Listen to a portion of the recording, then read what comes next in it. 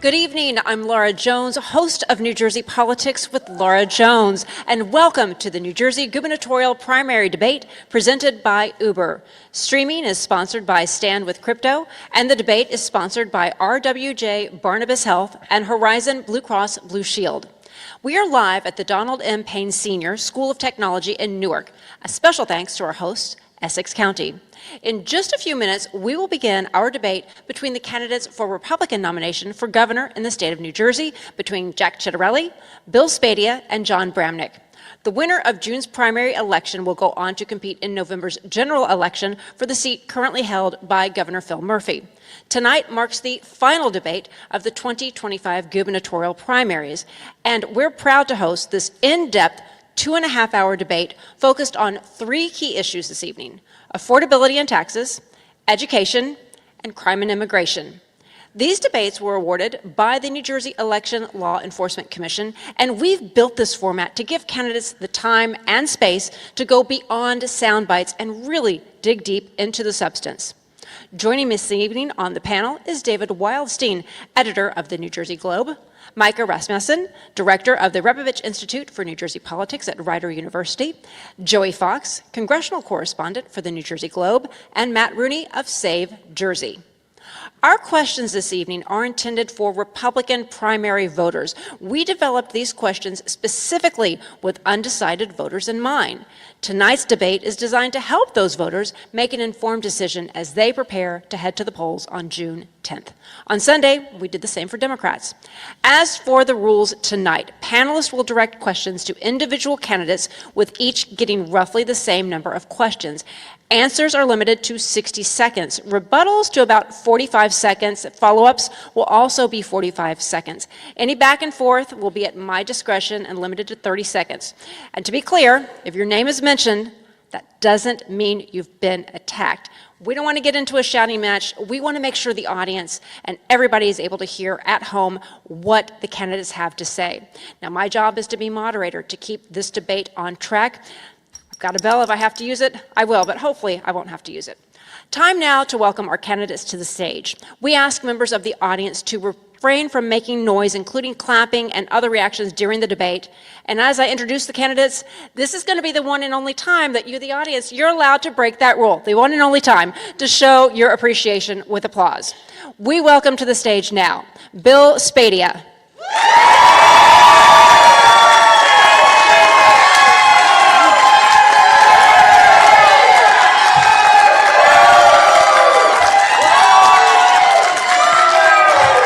Next, we now welcome Jack Ciattarelli.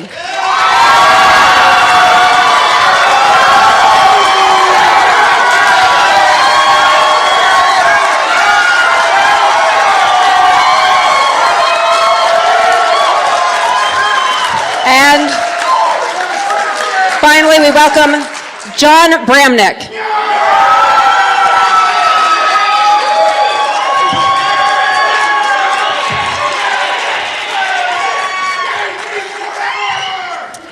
Candidates will have 90 seconds each for an opening statement and 90 seconds for a closing statement. The order was determined through a random selection process involving all of the campaigns prior to this evening's forum. We've gone over the rules of the debate and have a lot of questions to get to, so we're going to jump right into opening statements. Bill Spadea, you are going to go first, followed by Jack Ciattarelli, and then John Bramnick. Bill Spadea, the floor is yours, 90 seconds. Thank you, Laura. Appreciate that. First of all, I want to thank everybody for being here and participating in this. This is going to be a great format tonight. Congratulations, David Wildstein, for winning the bid to get this debate, because this debate goes beyond all the nasty attack ads and attack mailers that you've been seeing throughout this campaign. Tonight, we get into the nitty-gritty, the detail of who's got the best plan, the vision, and the common sense to actually save our state and put us in the right direction and end 25 years of Democratic rule. It can happen, and it's going to happen in November. Now, let me say this. You are going to hear, I'm sure, a lot about a certain endorsement that happened last week. You might even hear some bragging, perhaps a little gloating. Let me be very clear. The president endorsed a poll. A poll that was conducted and paid for by Jack's campaign. The president did not endorse a plan. The president did not endorse a set of principles. You know me, many people across the state know me from many, many years on the radio. I have been listening to the concerns of New Jerseyans for a long time now, and I will tell you this, I am proud to be standing on this stage with an opportunity to solve problems. I'm the only one who served in the United States Marine Corps. I am the only one here who is pro-life, pro-Second Amendment with an A rating from the NRA. I am happily married 30 years to my wife, Jody, who is here today. And I will tell you this, many of you know Jody, and you know she's from Rhode Island. Well, you know, Jody and I chose New Jersey to raise our kids and to build our family. And this fight is about our kids and our future grandkids, and we're ready for this fight. Thank you. Jack Ciattarelli, your opening statement. Good evening, everybody. President Trump endorsed me because he knows I'm the only person that can unify our party. He endorsed me because of the energy I bring to the campaign. He endorsed me because of the money we're able to raise to deliver a win. He endorsed me because of the coattails. He endorsed me because I'm the only person who can beat the Democrats in November. And the goal is to win. And so I'm honored to have his endorsement. We've got 3 weeks to go in this primary. I will continue to get up and down this state and deliver the message on what it's going to take to win this election. We're going to solve the various crises this state faces, the affordability crisis, the public safety crisis, the public education crisis, the overdevelopment crisis, the energy crisis. That's what we're going to continue to talk about, and we're going to go on and win this race for Republicans come this November. And it's not just about me. It's about every Republican down ballot. So tonight we're going to get a chance to talk about how we deliver something we haven't had in 25 years in Trenton, a Republican majority in our state house.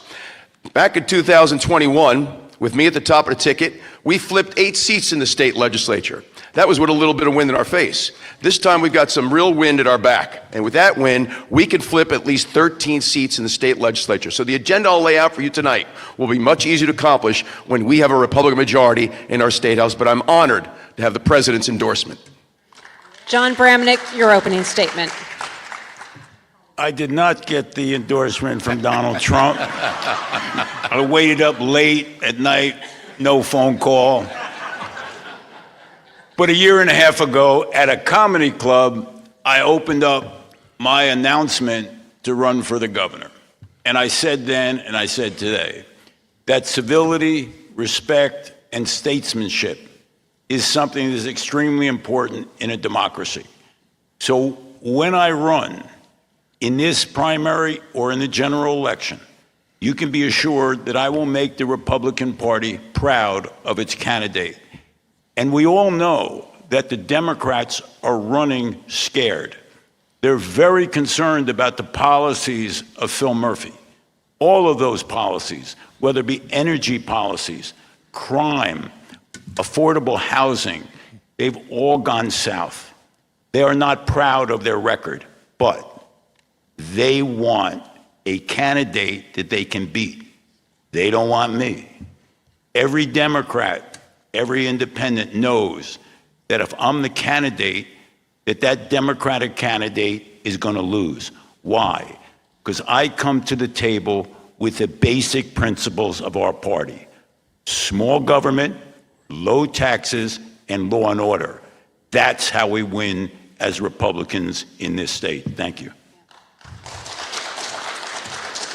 All right, as I mentioned in the welcoming remarks, the way we've structured this debate is divided into 3 sections: affordability and taxes, education, as well as crime and immigration. Micah Rasmussen is going to start this first round with a series of questions on affordability and taxes. Micah, over to you. This is a question for Mr. Ciattarelli. Every candidate thinks our electric bills are too damn high. But our electric market was deregulated in 1999 when we still had a Republican governor and legislature. That law required a few years of mandatory rate discounts, but they're long gone. You've said you'll replace weak regulators, but how can any regulator control a deregulated market with rates now driven by that market? So I think we've come to the conclusion, Mika, that maybe deregulation hasn't worked as well as we thought. And I think it's a time for New Jersey to give serious consideration, depending on what we do next with regard to energy independence. There is talk about pulling out of PJM. The Democrats are blaming PJM for everything right now, but that's not the right thing to do. They're to blame for what they've done in terms of energy. We closed our last coal burning plant. We put an unofficial moratorium on the burning of natural gas to generate electricity. They haven't expanded our nuclear footprint in South Jersey. That all changes on day one of Governor Cettarelli's administration. We'll have a new energy master plan. We're going to lift the moratorium on burning natural gas, clean and safe natural gas to generate more electricity. We'll put a shovel in the ground with regard to a fourth nuclear reactor in South Jersey. 5 footprints have already been approved. We don't have to go through the FERC process, which really lessens the time period for getting the nuclear power plant approved. And so these are the things that we have to do. This administration and the Democratic legislature was complicit in letting Phil Murphy put everything on wind. It has failed. John Brabnick.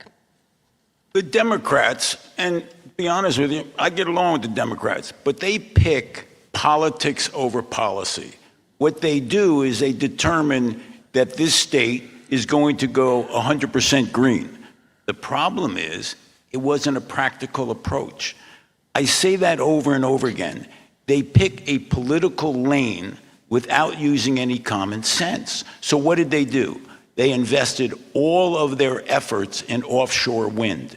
Despite the legislature giving them $1 billion for Ørsted, they could not do offshore wind. Phil Murphy and the Democrats want to ban all fossil fuels. Interesting, very political, but practically it doesn't work. What we need is common sense and multi-sources of energy in this state. Bill Spadia. You know, it's funny to hear Jack Ciattarelli talk about his opposition to wind, knowing that the lobbying firm that has helped fuel and fund his nearly 40-year career in politics lobbies for big wind. So that's interesting. The other interesting point is nuclear. You know, Jack, I'm sure knows that it takes 10 years to get a new nuclear reactor built and online. Now, it just so happens 10 years ago, I stood at the PSE&G plant with the 3 nuclear reactors, and I called on the governor and the then legislature, which Jack served in, when he had the power to do something, and said, guys, if we defund the expenditures on solar and wind, which are not working to supply our grid, and we invest in nuclear, we would have a governor coming into office in 2026 with a new nuclear reactor online. So that's not going to help the ratepayers now. Let me tell you what I'm going to do. Number 1, we're going to pull out of the Regional Greenhouse Gas Initiative. Number 2, we are going to force the energy companies to negotiate directly with the power suppliers and cut out the middleman. Number 3, by executive order, we're going to end the electric vehicle mandate. We're going to end the energy master plan. We're going to let the market come back. Natural gas, methane, and nuclear are our future. Time is up. Micah, follow up. Does nuclear need to go at Oyster Creek or in Salem, or are there new spots in the state that you would consider? There are 5 footprints already approved, Micah, down in South Jersey, so why not use one of those footprints? Mr. Spady is wrong on the timeline. The new modular nuclear reactors can come online within 6 years. Think about where we would be today if Phil Murphy hadn't bet all on wind and had put a shovel in the ground 6-7 years ago on the next nuclear reactor. The 3 we have down there provide 40% of our electricity here in the state with 0 carbon emissions. But get ready for attacks on every given issue tonight. I think it's an acknowledgement of where the polls are. Bill Spadia. Bill Spadia, you wanted to follow up, Bill Spadia? This from a man who spent millions of dollars trying to tear me down. Well, Jack, I'm still here. And I'll tell you something. What is really interesting is, again, he admits he was in the legislature at a time when he had the power to do something. He chose politics and lobbyists over ratepayers and real people. And I'll tell you this, we can not only get our natural gas online, we could be energy independent within 18 months to 3 years. We have to take the peaker plants, these are the combined cycle plants, and make sure that we allow them to go from being there to supply 400 megawatts at peak energy and get them full steam up to 1,300. We could be energy independent literally within a year and a half. John Brabnick. Well, I'm just hoping that tonight's debate doesn't turn into a Jerry Springer show again. Yeah, the bottom line is, let's respect the time clock, let's respect the candidates, and let's stay with the substance. And in the general election, none of this is going to help us. Let's concentrate on the Democratic policies that have put our state in a situation where we're unaffordable, energy costs are off the charts, and of course, we're closing prisons as opposed to putting people in prisons. Let's stay with the issues. This is for Senator Bramnick. Higher education is already unaffordable for many New Jersey families, yet Governor Murphy's proposed state budget contains $285 million in cuts to student financial aid and colleges and universities, while further federal cuts are also likely coming for education and workforce programs. What will you do as governor to help more New Jersey families continue their kids' education? Well, first, I won't vote for a budget that cuts higher education and then helps their friends and puts money into a Domino's club, into a lacrosse club, and $50 million into a French art museum. So this is the problem that the Democrats continue in our state. They cut important services such as higher education. That $250 million goes back in. I've never supported any of his budgets as Republican leader, and I led a caucus to make sure we had limited increases when Chris Christie was the governor. That's why experience is really important when we're talking about a budget. But no, I think they're making a big mistake cutting higher education. Bill Spadia. Well, there's experience, and then there is being a political insider. And my two opponents combined for 80 years as political insiders. So when you look at that and you say, okay, how are we in such a bad shape right now when these two guys have had the power to do something about it, yet they failed to act? Now, what are we going to do? We are going to cut some higher education. I'm going to start with $1 billion cut out of the Rutgers budget. It is absolutely outrageous that Rutgers University has a $5 billion budget, $1 billion coming from the taxpayers, and still one of the most expensive in-state tuitions in the entire country. What we really have to do is get into middle school and high school and start talking to kids about other careers. Why are we not talking about getting into the skilled trades? Why does every kid have to go to college and endure a six-figure debt with no prospects of jobs? We need to change education and the way we think. Jack Tittarelli. The reason why Bill doesn't meet his own definition of insider is because he's lost every election he's ever won. So,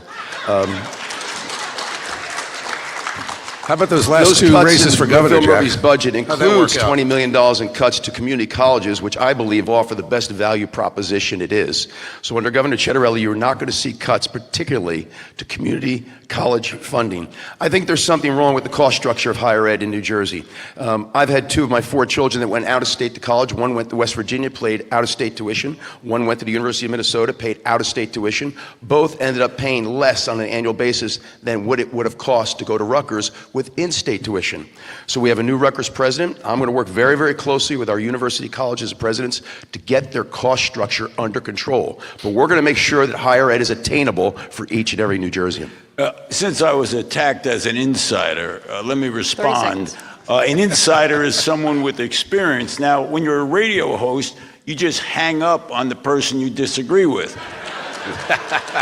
When you represent people, you listen to all your constituents. That's why I continue to win in a district with 7,000 more Democrats, because I listen. I can't cut off the person calling me on the phone. I'm not sure a radio host is actually real experience for running the state of New Jersey. It's real experience for selling stuff, but it ain't terribly good to be the governor of the state of New Jersey. 30 seconds, Bill Spadia.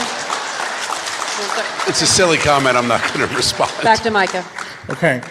You just mentioned, Assemblyman, the net migration out of the state for college. Do we run the risk, if all those kids leave, that they're not coming back? We do. In fact, New Jersey leads the nation. When our K through 12 students go out of state to college, New Jersey leads the nation in the fewest that come back. People will go where they can achieve their American dream. I'd like to do what Missouri did. What Missouri did is if you went to a Missouri state college, paid out-of-state tuition, if you had 3 years of W-2 wages after graduation, 3 years of W-2 wages from a Missouri employer, they gave you a refund for the difference between in-state and out-of-state tuition. For our New Jerseyans, I'd like to make your first 2 years of W-2 earnings after high school or college tax-free. These are some of the things that we can do to get people back here in this state. If we don't do that, the future doesn't look good in terms of economic vitality.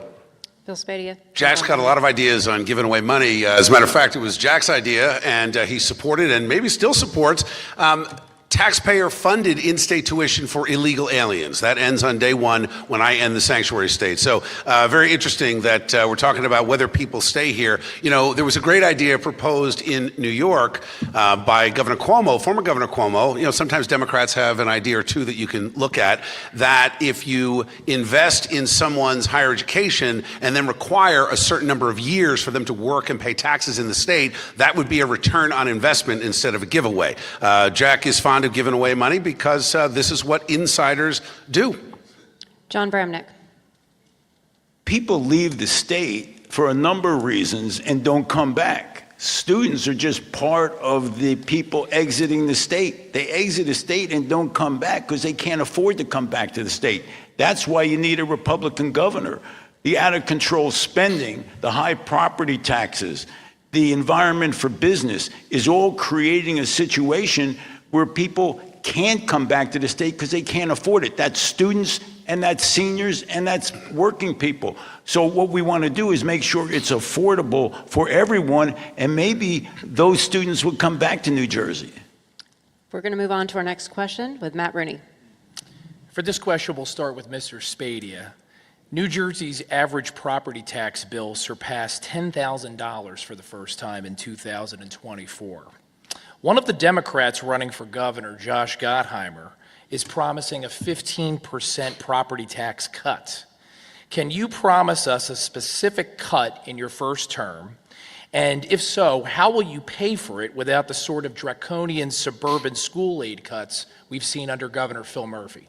Well, there really is no funding formula. With the S2, that implies that there is some math that goes into this. Instead, we have seen arbitrary political action taken against our small towns. Now, that said, no one can promise a certain percentage of cut because you don't know what the costs are going to be when you get in. Here's what I'm going to do on day one. We're going to take over the failed city school districts. We're going to look at the $1.6 billion that is being spent in Newark City schools with 28,000 kids. 4,000 of those kids are on a list to get into a charter school. Now, we all know public school average cost $23,000. Charter school average cost $13,000. We need to have the state take over those boards of ed to push school choice. We eventually need education savings accounts, but I will directly pass the savings from Newark, Camden, Trenton, Irvington, Patterson back to the towns that have lost funding.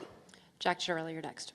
First, before Mr. Spadia spoke about policy positions with regard to the children of people who are illegally, the same people that President Trump offered DACA to, he's on record as offering amnesty and a pathway to citizenship to people that are here illegally. If he were to do that as governor, I wonder if he'd offer them in-state tuition.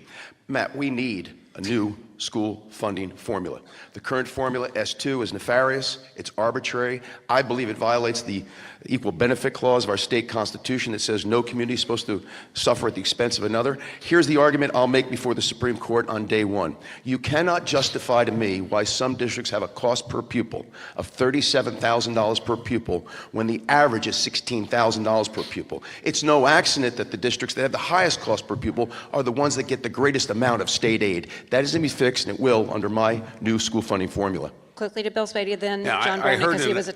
I heard an attack, which I'm going to ignore because it's a total lie. But what I didn't hear are details about policy. And again, what you're going to get from me, which is why I'm so happy about this format, details. We are going to talk about the executive orders that need to be written. You're not going to get anything done by waiting for the legislature or waiting for the courts. You've got to act and use the same power that Governor Murphy showed us the governor of New Jersey has during COVID. We just have to use it to restore parental rights, lower our property taxes, fix our roads, and restore integrity to government through NJ Doge.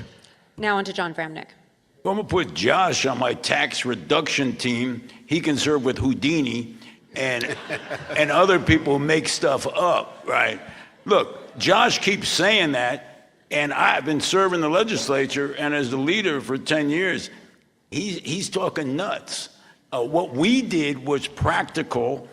With Chris Christie, we put a 2% cap on local spending. Of course, we didn't do that for the state, and we should have before Phil Murphy became governor. So the real answer to Josh is, it's very interesting. You just can't do it. It's a nice soundbite, but you can't do it. And to be honest with you, I'm surprised the other Democrats haven't called him out. Well, that's shocking to me. But if he's got a plan, I'll listen to him.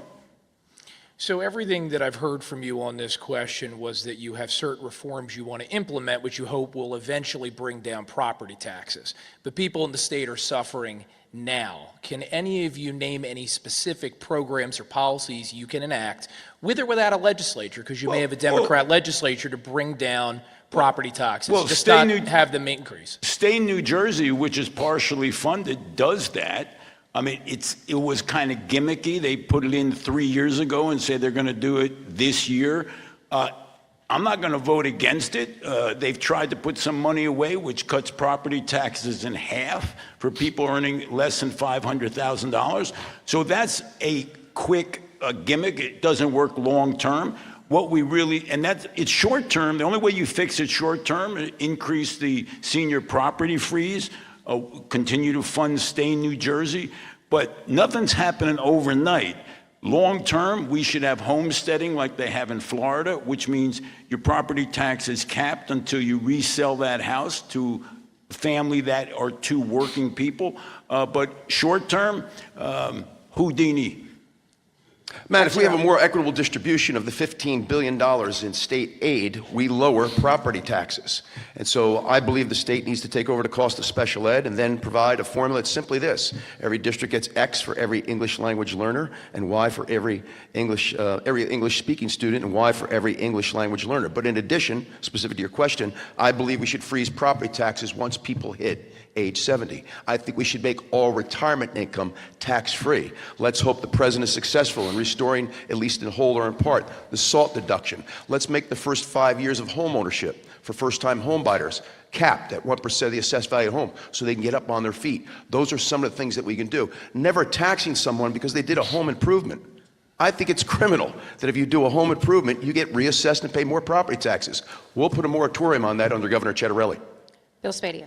Well, it's very easy to stand up here and hear these guys talk about lowering taxes, neither talk about how we actually cut spending. But Matt, to your question, I gave you a very specific way that we're going to do it by forcing school choice in our cities. But it really is beyond that, because it's interesting that Jack will tell you he's going to lower taxes, yet in the assembly he voted to increase the sales tax, he voted to increase the gas tax, he voted to increase your income tax. So I don't know how you run away from a record of tax increases, both these guys voting with the Democrats. You know, we heard it earlier, it's about winning, it is about saving New Jersey. That's what this is about. And your job as voters is to pick the strongest, most principled person up here who has the ability to actually take this and take the Democrats to task. And the only way to do it is to have a strong executive willing to take all the political hits and use the executive order to turn this around.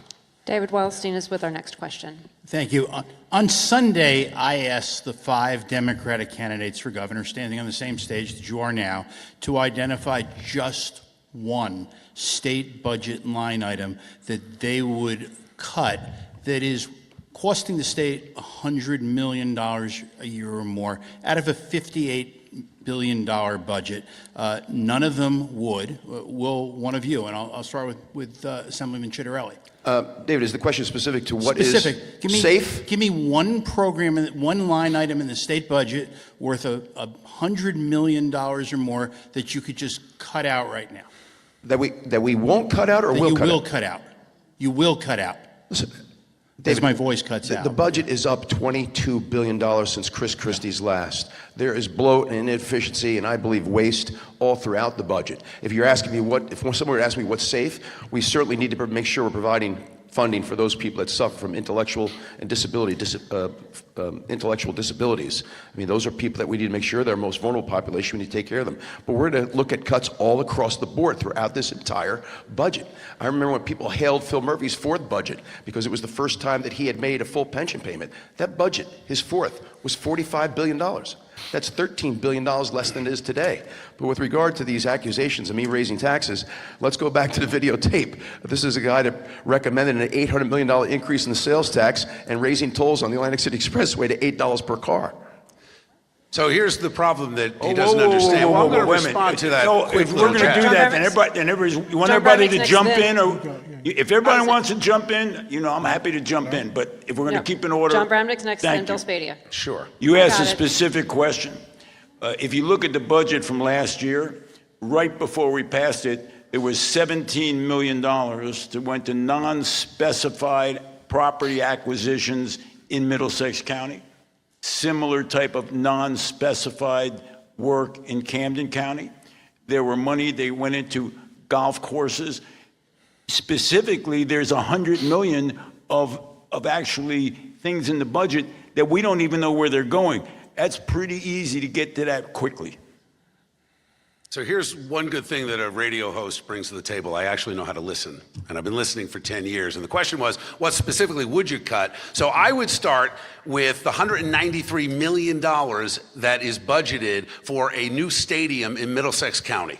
Don't know why we need that. Don't know why the taxpayers in all other 20 counties are paying for that. So that would be number one. But, it's important to note that Jack Ciattarelli may not understand the difference between a talk show host who talks and listens and interacts and sometimes throws out controversial subjects to get a conversation going, and a legislator who actually voted to raise taxes. And by the way, it was Assembly Bill 2003 in 2012. One of your first votes in the Assembly, actually, to raise taxes. That's the real legacy of this almost Democrat.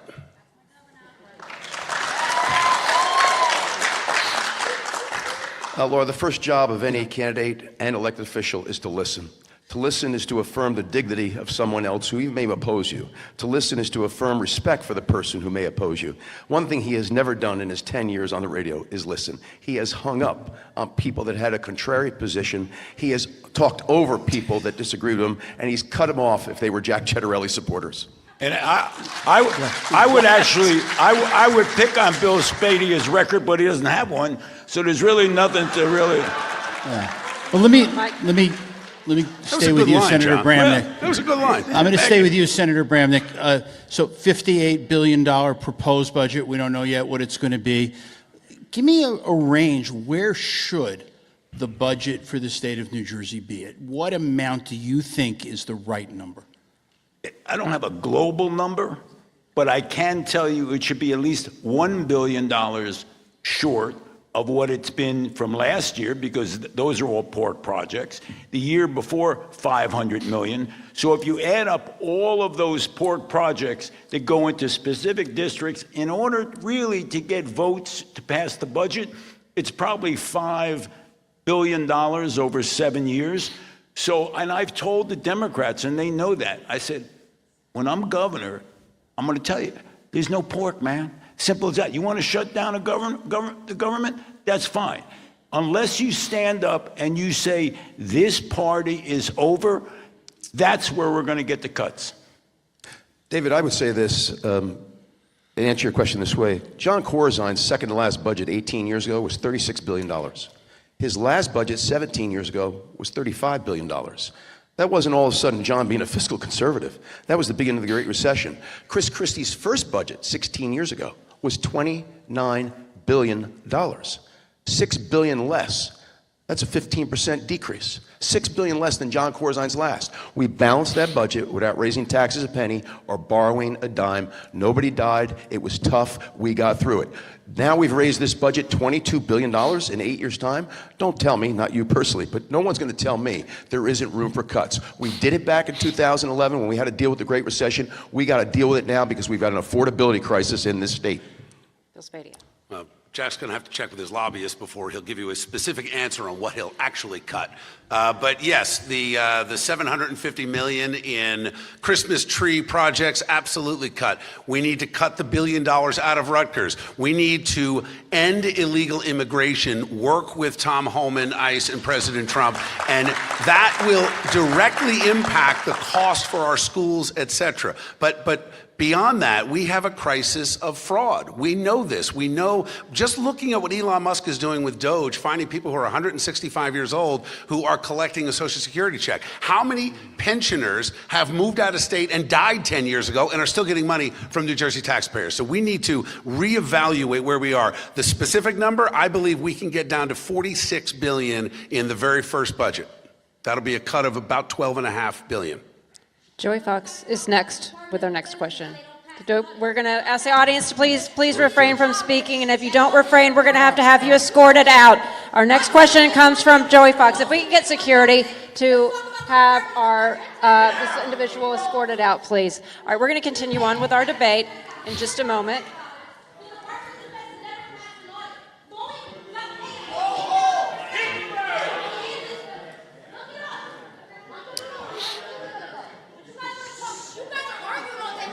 So the interim question is, who loves Jersey, guys, right? You gotta love Jersey? Right. Yeah. She loves Jersey. She's just mad. I should have brought my daughter for a musical interlude. Okay, we apologize to our viewing audience for that interruption, but we're going to continue on with our questions right now as soon as security gets this individual out. You know what Michael room. Aaron said?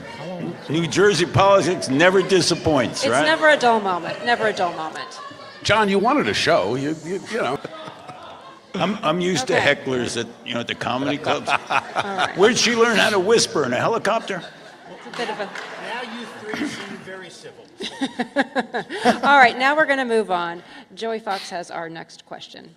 So, Mr. Spadia, Republicans in Washington are debating a Medicaid plan that could result in as many as 360,000 New Jerseyans losing Medicaid coverage.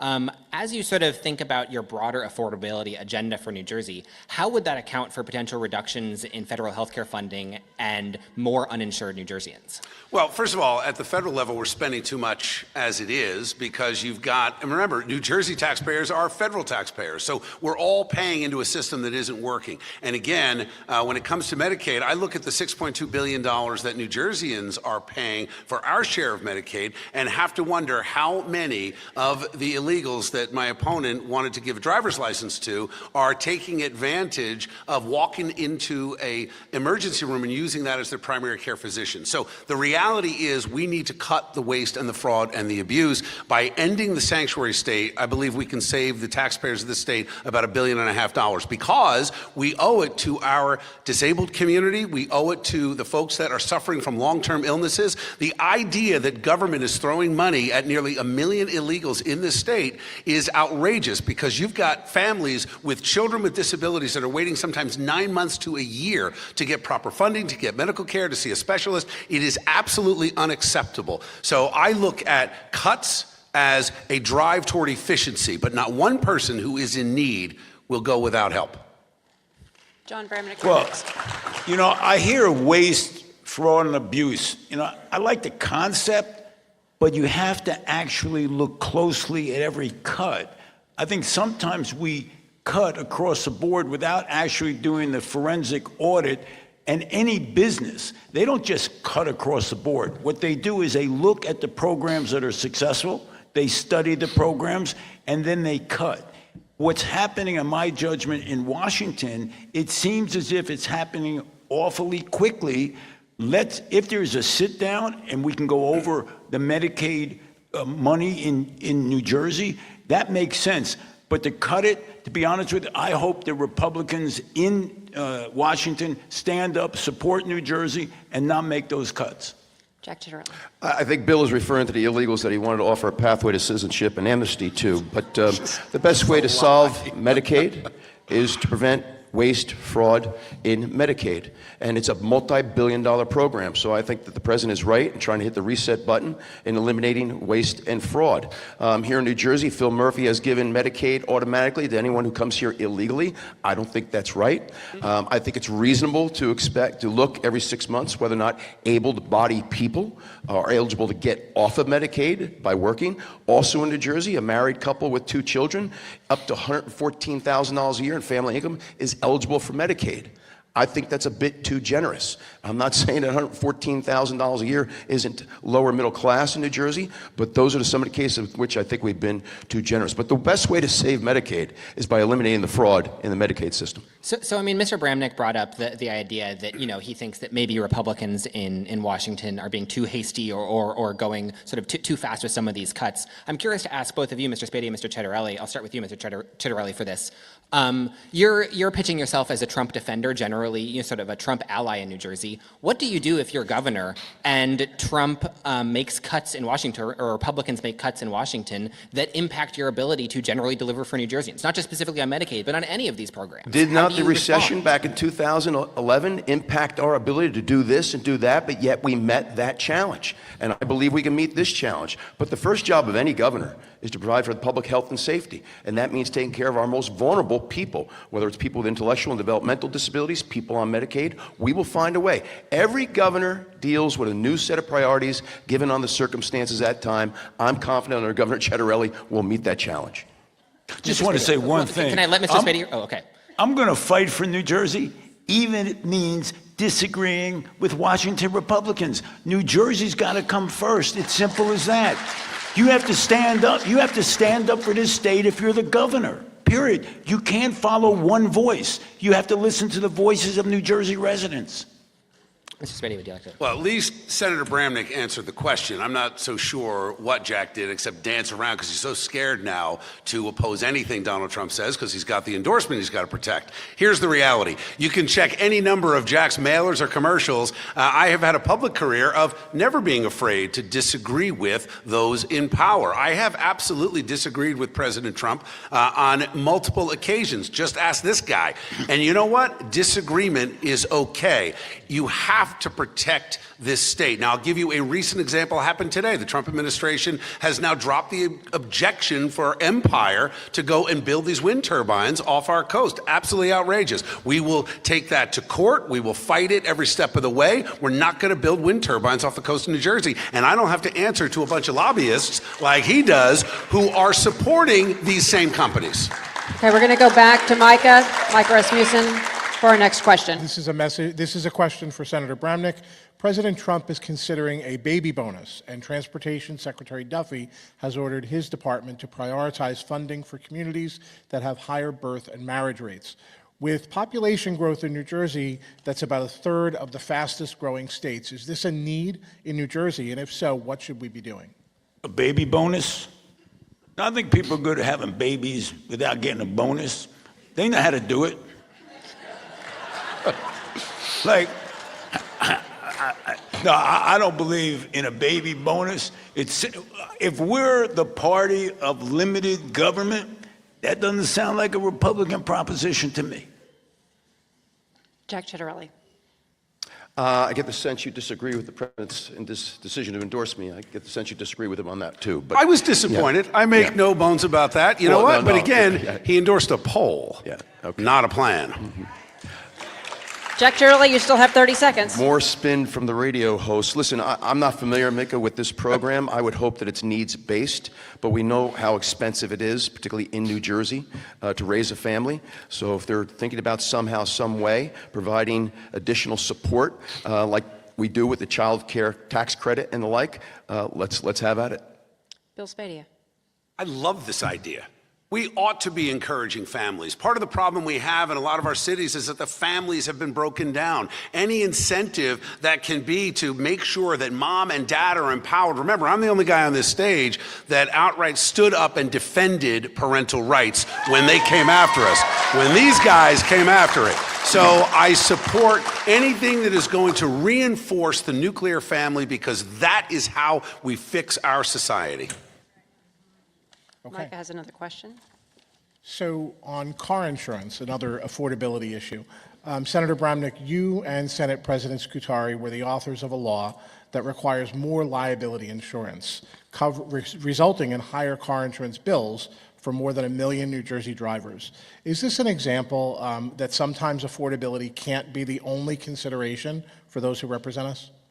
For 3 decades, the auto insurance companies had a cap no matter what the injury was, someone was hurt. And after 3 decades, I joined with the Senate president to increase that cap so the victim of an automobile accident could be somewhat compensated. The insurance companies are the strongest lobby in the state of New Jersey, and they're the toughest to actually get paid from. So I have fought my whole life to make sure that consumers are fairly treated by insurance companies. This was just one of the many bills where I stand up for consumers. There are going to be people on this stage who spend all their time defending insurance companies.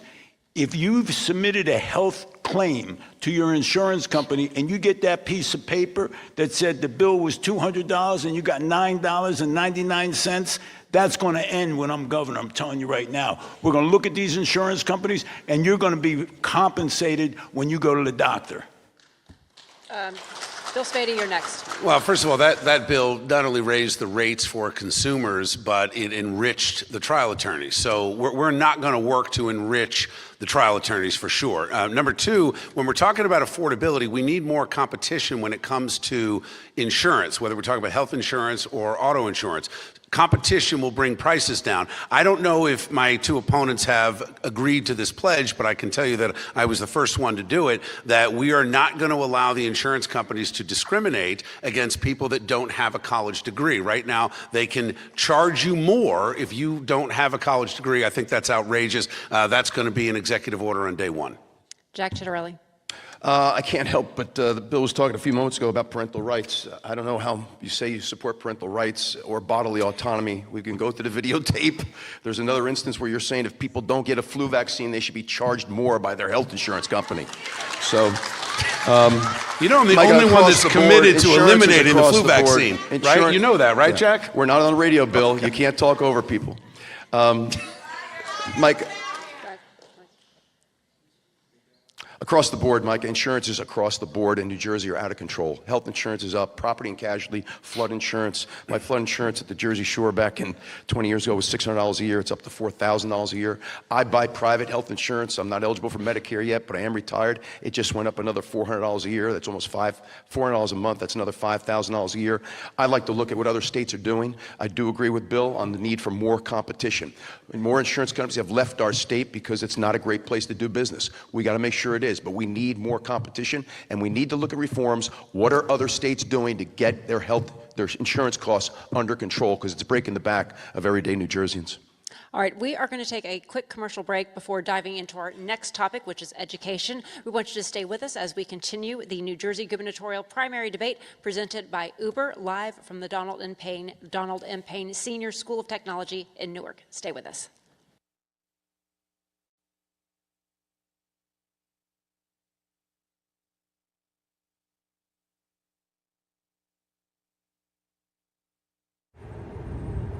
Everything is getting more expensive. Rent, groceries, insurance.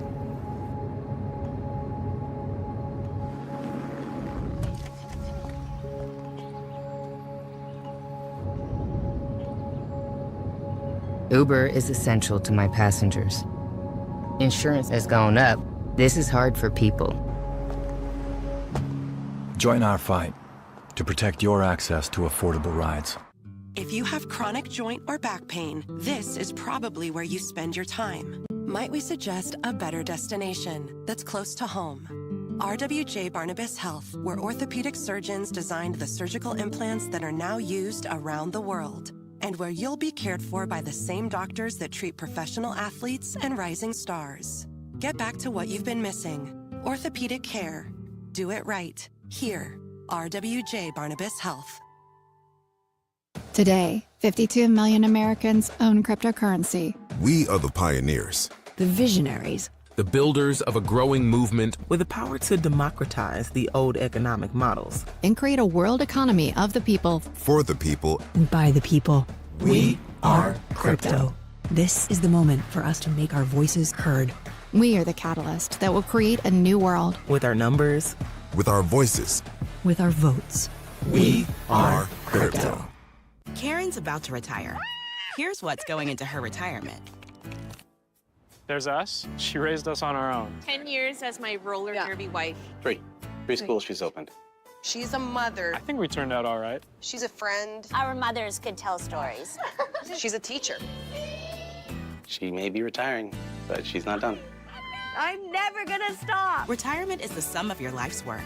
Now what? Get income for life and protect your life's work with Prudential. Every child deserves a great public school that meets their needs. That's why many families take advantage of charter schools as an option that's free, public, and open to all. See what's possible. Find a charter school near you. Hello, I'm Ferlanda Fox Nixon, President and CEO of NRBP, the premier chamber of commerce serving the greater Newark region. Our mission is to strengthen the region's business community through connections, resources, and advocacy. From member-exclusive opportunities to public events and more, NRBP helps businesses of all sizes grow, engage, and succeed. Join us at NRBP, where business meets opportunity.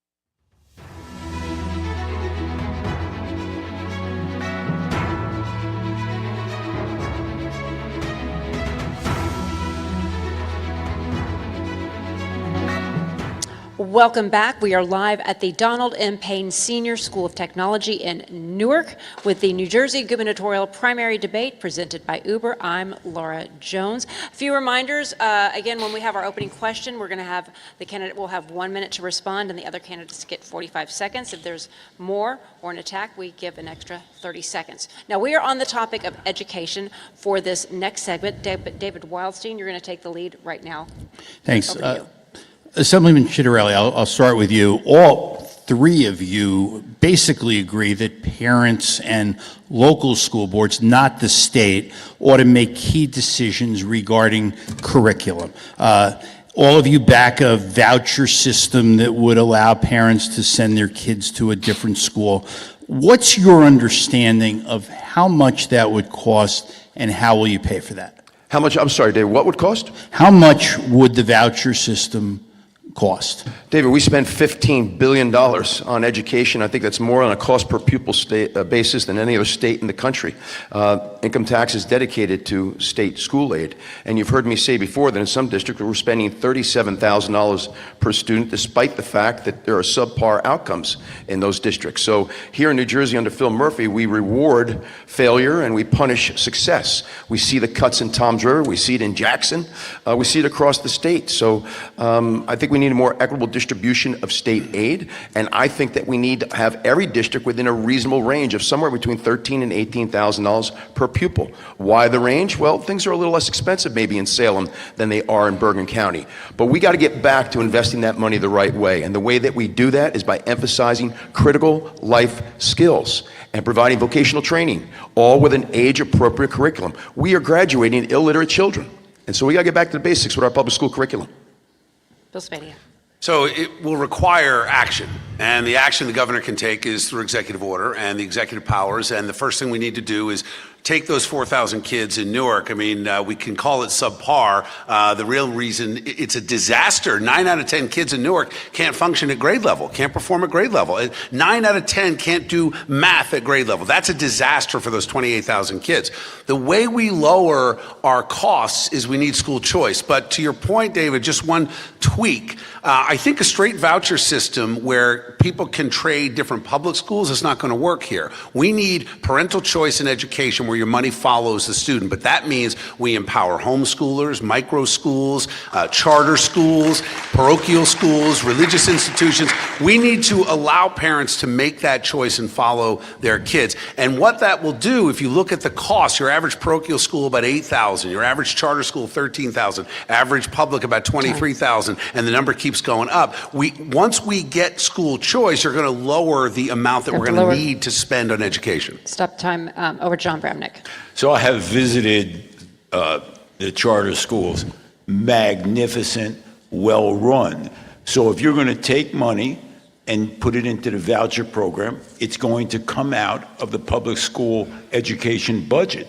So it's basically transferring money from one pool to the other. So I don't see a significant increase in spending in the education budget, but absolutely promoting these schools that have been incredibly successful. Many of the urban centers really, really support those schools, and I'd be a big supporter of just transferring the money when you have less students in one school and more students in a charter school. Okay, do a follow-up. I'm going to start. Let me start with Mr. Spadea, and I'll go right down the line. Students under your proposals can change schools under a voucher system. Teachers can't easily transfer their tenure to another school if they decide that they wanted to move, a good teacher wanting to go to a different school system.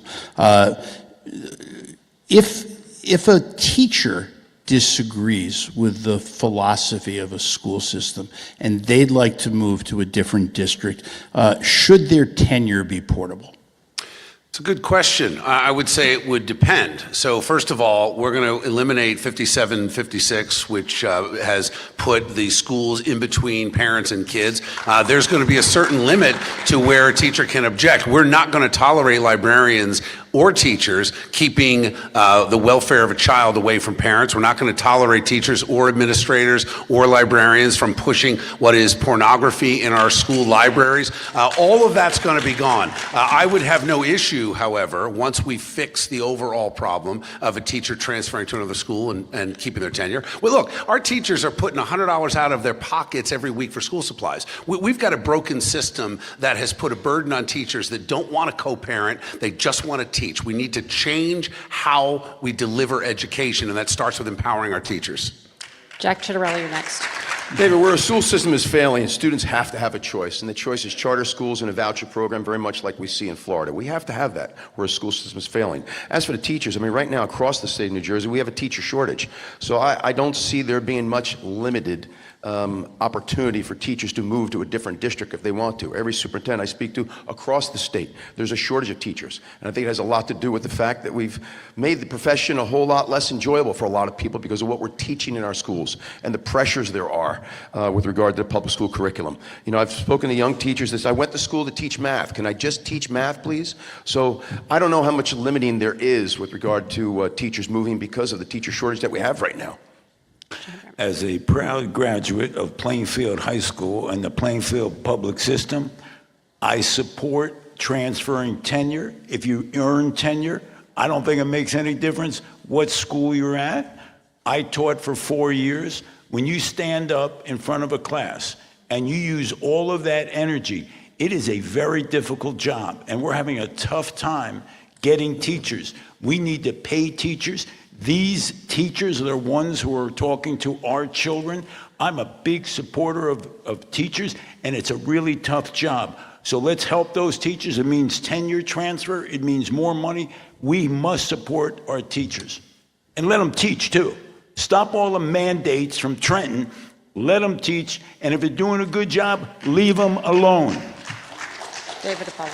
So we are in this cathedral of a school, the state-of-the-art Essex County Donald Payne School of Technology, 7 years old, paid for by the state. Mr. Spady, I'll start with you. How do we make it so that all students in New Jersey could go to a school of this caliber? Well, first of all, we have to focus on education and not the school buildings. This is a beautiful building, and I wonder how much was spent on one of the nicest parking garages that I've seen, nicer than most colleges. I'm not so sure we are spending the money in the right way. Actually, I'll say that I am sure. We ought to be paying our teachers more and empowering them to educate math and reading and history, get rid of the wokeism. We're going to end critical race theory. We're going to end DEI. We're going to end all of that in our schools, and I'm going to do it by firing the 8 members of the State Board of Education who are in an expired term right now, replace them with Board of Ed members who are pro-parental rights, pro-student, pro-education. We're going to Jack Chitterelli next. David, as a father of 4, one of which went into the trades, I will tell you we need more vocational training opportunities and we need more emphasis on the trades. Not all kids want or need to go to college.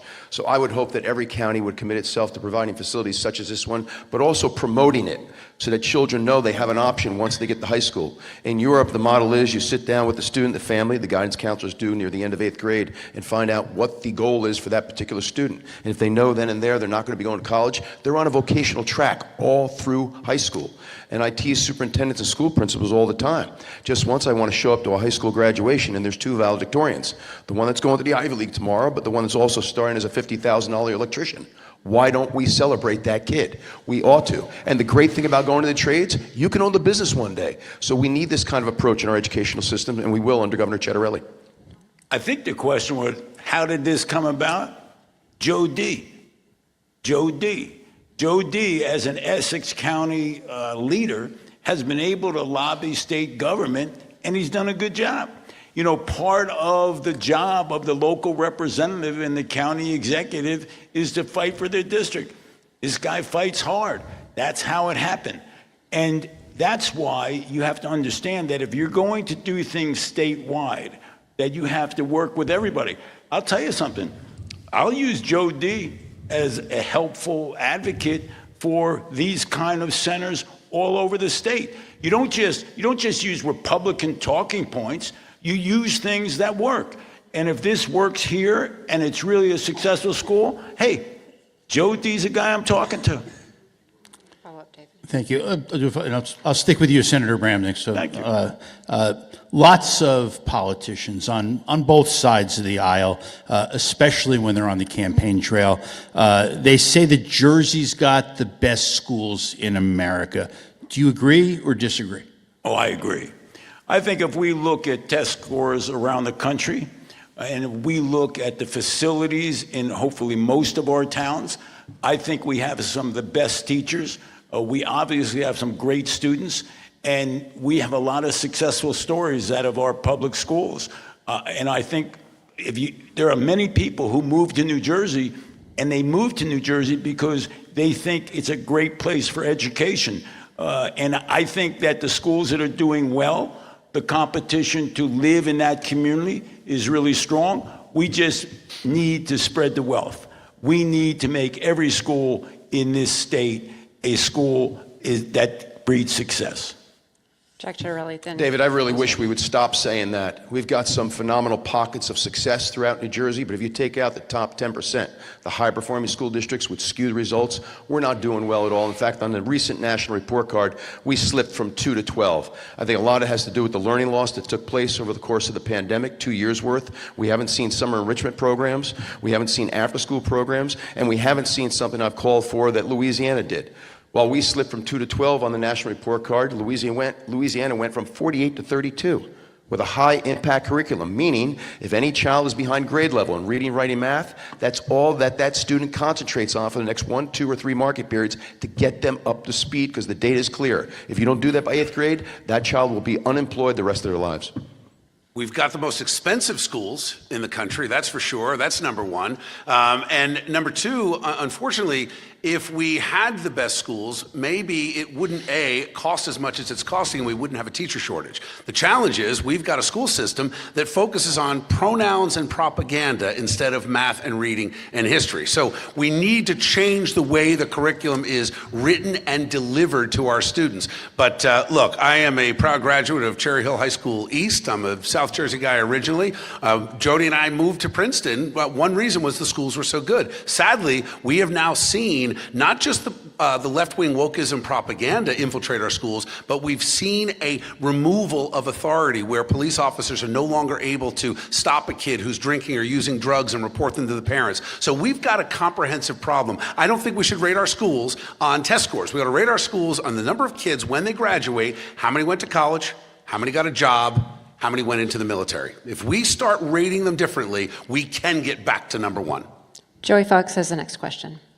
When Democrats were here on this stage 2 nights ago, one thing that they talked about a lot in terms of reducing costs is shared services, is regional school districts, is other forms of consolidation like that. Mr. Ciattarelli, do you agree that that should be a focus on reducing costs? We have 564 towns. We have 600 school districts. There's no state in the country that has that many governmental jurisdictions. And certainly it's one of the reasons why property taxes are high. But the primary reason why property taxes are high is because of the way we distribute $15 billion in state aid to our schools. 50% of that aid goes to 24 districts. I don't think that's fair. It results in a cost per pupil that's off the charts. Again, as I said earlier, you're not going to justify to me why some districts have a cost per pupil of $35,000 to $40,000 when the state average is somewhere around $15,000 or $16,000 per student. So as governor, if people at the local level want to regionalize or want to consolidate, as Princeton Borough and Princeton Township did when I represented them in the state legislature, I will do everything in my power to incentivize them to go through with the plan. And we did just that for Princeton Borough and Princeton Township. We paid for, the state did, all the one-time upfront costs that are associated with the regionalization consolidation. So can we use more regionalization consolidation? Yes, but that is a local decision. We are a home rule state. Jack loves consolidation. I'm old enough to remember when Jack Ciattarelli tried to consolidate the police departments in Somerset County. Perhaps that's why you're not that popular in Somerset County these days, Jack, because the police chiefs and the officers rejected that plan, knowing it would jeopardize and compromise public safety. Now, I can tell you this. You mentioned Princeton Township, Princeton Borough. I was one of the very few Republicans to vote no on that consolidation. Why? Because I said, guys, you don't understand the hidden fees here. Your taxes will go up. We consolidated. What happened? Every year since, my property taxes have gone up. So it did not have the intended impact. This is the problem with politicians, where they talk a good game and throw out a talking point that makes sense, but then when you look at the results, we're paying more every single year. We're not going to force any district to consolidate. Shared service is a great idea. But you better be really careful. When John Corzine wanted to go to county schools, you want to move the Board of Education from your town to the county seat? Well, let me tell you, the farther that government is away from you, the less voice you have. I actually have a bill that the public should speak down in the legislature.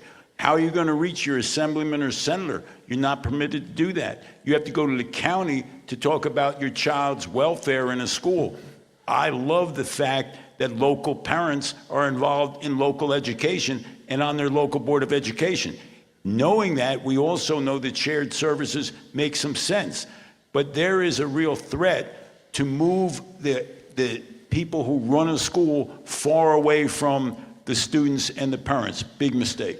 Joe, if I may, real quick, let me say this. I've yet to see, and I've served as a county commissioner, and I've been involved with what goes on here in New Jersey, and I've yet to see the real value in the county superintendent and the county superintendent's office. So that's something that's going to be under serious consideration under my governorship, whether or not that is worthy to continue. I don't see the value in the county superintendents. Micah. Senator Bramnick, you've talked about segregation and the potential settlement of the state lawsuit. But that's not something that state officials may get discretion on, right? If the court comes down and if the court says our schools have to be desegregated, what are you going to do? Well, they've already said in the Latino Network case that our schools are segregated. That decision's been made. Now, and this is something that's really under the radar, the state of New Jersey, Phil Murphy's administration, is trying to negotiate with the plaintiffs in that case to determine how do we desegregate the schools. What I do say is that people who buy a house in a certain town, a block from a school, do not want next week to have that child bused 10 miles away. I will make sure, and this is a really serious priority, I want to make sure that when you pick a school district, you go to that school. This is one of the major pieces of litigation that threatens your ability to pick a school. Now, is there a way to desegregate the schools? Well, that's what's being negotiated now. But in my judgment, I put a constitutional amendment in that you have the absolute right to stay in your school, in your district, and that should be passed by the legislature. No busing 10, 15 miles away. I was bused in Plainfield, but I was bused within Plainfield to Washington School in 6th grade as part of a desegregation plan set by the United States Supreme Court. That works well. But moving children 10 or 15 miles to satisfy the Supreme Court decision, I will stand and fight that. Jack Ciattarelli. Mike, as governor, I will appoint conservative judges to the Superior Court and to the state Supreme Court. The next governor will have the opportunity to do 2 new state Supreme Court justices, one of which is the Chief Justice. But here and now, my job is to get our schools performing as soon as possible, because what's going on is criminal in terms of letting down these children and these families. And the way to do that is by changing the public school curriculum. The way to do that is providing school choice. In Phil Murphy's 8 years in office, nearly 8 years, he's only approved 1 charter school. Look at the success that the Chris Christie approved charters have had in places like Camden and Newark. And take into account that every time one of those charters is opening, when we have a lottery, the demand exceeds the supply. And it's heartbreaking that some people go home to a failing school system. What I can do on day one is ensure school choice with vouchers. Within year 1, we can have charter schools. We've got to get these schools performing while these things go through the courts. But what's taking place right now is terrible and not in the best interest of students or their families. Bill Spade. Maybe Jack has forgotten from his time in the legislature. He's not going to get a voucher program in without the legislature, and we're not going to have a Republican state Senate because they're not up until 2027. So what we're going to have to do is what I said back at the beginning of the conversation talking about affordability, and that is use the power of the executive to go in and fix our failed public schools in the cities, Newark, Patterson, Irvington, et cetera. When 9 out of 10 kids can't perform at grade level, that's a failed system. When you've got parents, 4,000 strong right now in Newark on a list to get to a charter school, it is incumbent upon the incoming governor to release those kids, let them get into the charter school. We're going to start working during the transition from November 5th through January 20th to bring in that capital investment that we need to get these charter schools going so that on day 1, on January 20th, 2026, those kids can get out of that failed school and into a school that's going to give them an education that they deserve. I tell you, day 1's going to be very busy because these guys were saying everything's happening day 1. I got to tell you something. That's going to be one busy day down in Trenton. All right, we're going to go to Matt Rooney with our next question. For this question, we'll start with Senator Bramnick. So I believe we've established tonight that the candidates on the stage are supportive of local control of K through 12 education, with parents and locally elected school boards making educational decisions for their own children. President Trump and U.S. Education Secretary Linda McMahon are working to abolish the Federal Department of Education down in Washington, D.C. Should New Jersey maintain its own state Department of Education? Well, we take a look at what they're doing. Right now, unfortunately, they're setting so many mandates. They're putting handcuffs on teachers. There's so many reports that these schools have to give to the education department. Seems like a waste of time to me. Well, we go in and we see, and this is why I believe that you do a forensic audit, you do a smart audit, and I physically go down there just the way I built my law office, and I go, okay, let's see what you're doing. And if it doesn't make any sense because it's meddling in good schools, I end it. But I don't just end stuff. You know, I don't just say, oh, I'm getting rid of the State Department of Education. We'll see exactly whether they bring any positive effect to the schools. I'll keep what's good. I'll get rid of what's bad. Jack Chitterelli, you're next. Matt, what matters most is the teacher and the parents. Of course, the curriculum matters too, and we'll change that under Governor Chitterelli when I call for the resignation of all those that sit on the State Board of Education. But considering the fact that it's all about the teacher and the parents, are they doing their job? That's what means the most to the performance academically of that student. We don't need 5,000 people in Washington, D.C. Quite frankly, I don't think we need 1,000 people in the Department of Education in the state of New Jersey. Yes, we need a curriculum, a standardized curriculum when it comes to things like reading, writing, and math. But what matters most is the parent and the teacher. That's what impacts that student most. Ms. Fadia. I support 100% President Trump's call to abolish the Federal Department of Education. Absolutely. We don't need the feds telling us how to run our education system. That said, I believe we need a very strong Department of Education in New Jersey, one that protects parental rights, one that makes sure that school choice is implemented, one that makes sure the curriculum is about actually educating a student. We need to protect parents in all school districts from the pronouns and the propaganda that is ruining our very good school system. So I want the Department of Ed to be a watchdog for education. Laura, if I may, again, this is another contradiction. In 2023, he supported the state senator from Monmouth County, who's a Democrat, that is the chair of the Senate Education Committee, that's put in all the changes that he's now opposed to. So, you know, again, will the real Bill Spadia stand up? And you know, on Jack, judicial, you know that's a total respond. lie. 30 seconds. Even you know that's a total lie. It is true. I am friends with Senator Vin Gopal. You know what's okay in New Jersey? To have friends who are Democrats. It's all right. Oh, man. Can you believe this guy? John Bramnick, before we move back to... Well, on the Judiciary Committee, I watched the appointments to the State Education Commission. And once again, what the Democrats do, they take political philosophy and make that the litmus test, as opposed to education experience. What we should do as Republicans is make sure the people we're putting on all of these education commissions or in the Department of Education are experienced in education, not in politics. And the Phil Murphy administration has concentrated on politics. That's why we're in this situation where people are very upset in terms of mandates from Trenton. Matt Rooney has a follow-up. Mr. Spadia mentioned pronouns and propaganda. If we do keep a Department of Education in New Jersey, what should its specific role be in the classroom? In my judgment, the most important thing is that teachers have the ability to reach children. Every child has the ability to be successful.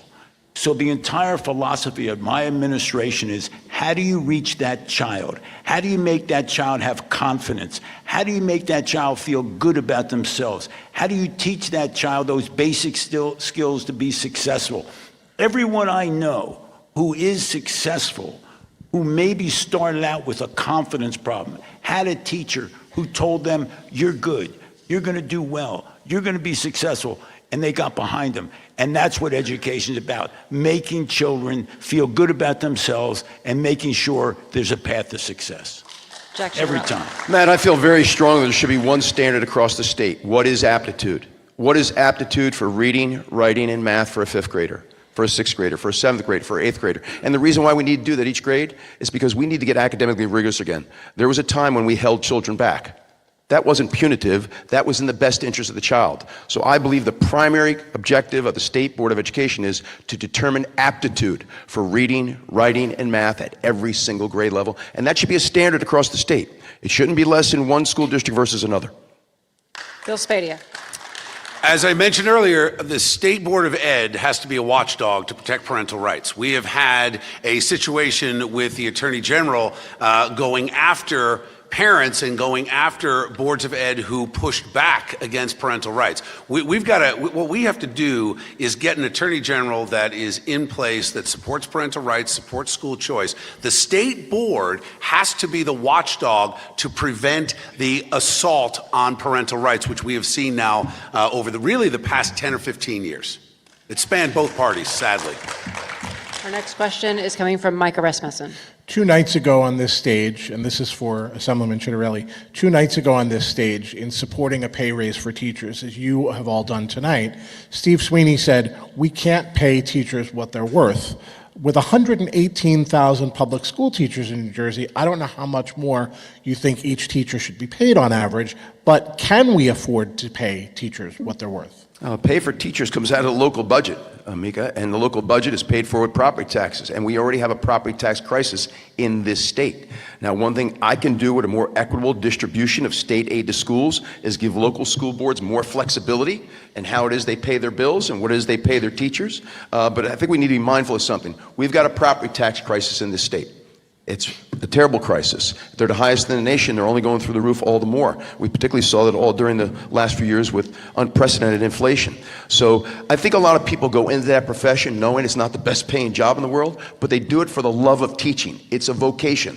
There are a whole lot of professions that are like that. So, I'm not going to sit here and say that we have to, or I'm going to give all teachers a $10,000 pay increase because right now they're undercompensated. If you do that, your property taxes are going through the roof. There'll be a revolt in the local communities. Bill Spadia, you're next. Well, first we've got to end Jack's plan to support illegals going to college on your dime. So that's number one. And once we do that and end the sanctuary state, remember there are two big burdens going on in the suburbs right now in particular, and that is high density housing, which is pushing so many new students into these suburban districts without any funding from the state. That's the big challenge. The second is we have 900,000 illegals in this state. How many of those students are driving up your local costs? So we need to solve those two problems first, and we're going to write executive orders to redefine what a affordable housing unit is, and we're going to push those units back into the cities where they ought to be and where most city mayors actually want them. John Bramnick. Well, if the Democrats can give money to the Domino's Club, I think I can give money to teachers. And teachers should be a priority. Police and fire should be a priority. I deeply believe that we must treat these important state employees with respect and dignity, and we can take the money away from the pork and the Christmas tree items that have served so well the Democratic Party in the state of New Jersey for the last 7 years. Mike, I don't, real quickly, I don't like state mandate and the state doesn't pay. I think one thing that we can do under Governor Chitterelli is give serious consideration to bonus pay for our best performing teachers that's paid for by the state, not the local district.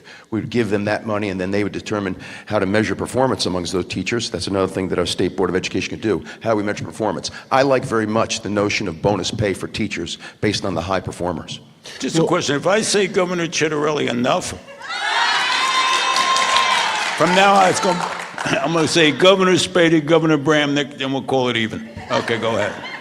So it predated state mandate state pay, but Governor Kane did introduce the state's first minimum salary level for teachers, right? So governors can have something to do with this.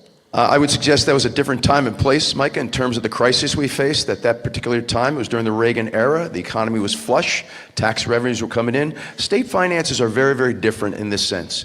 When the economy gets tight, income tax stops coming in, sales tax stops coming in, business tax stops coming in. We've got to balance the books. We're not allowed to deficit finance. What was the question? Whether or not there's a role for the governor in light of the fact that we've had minimum teachers' salaries before in the past. Well, once again, Governor Kane, who is heavily involved in education, whether it be the President Drew or before he became governor, I believe he was a history teacher, professor. He understood the importance of education. And that is the highest priority in our society, to make sure children learn. So I will do everything I can under the Governor Bramnick plan to help education.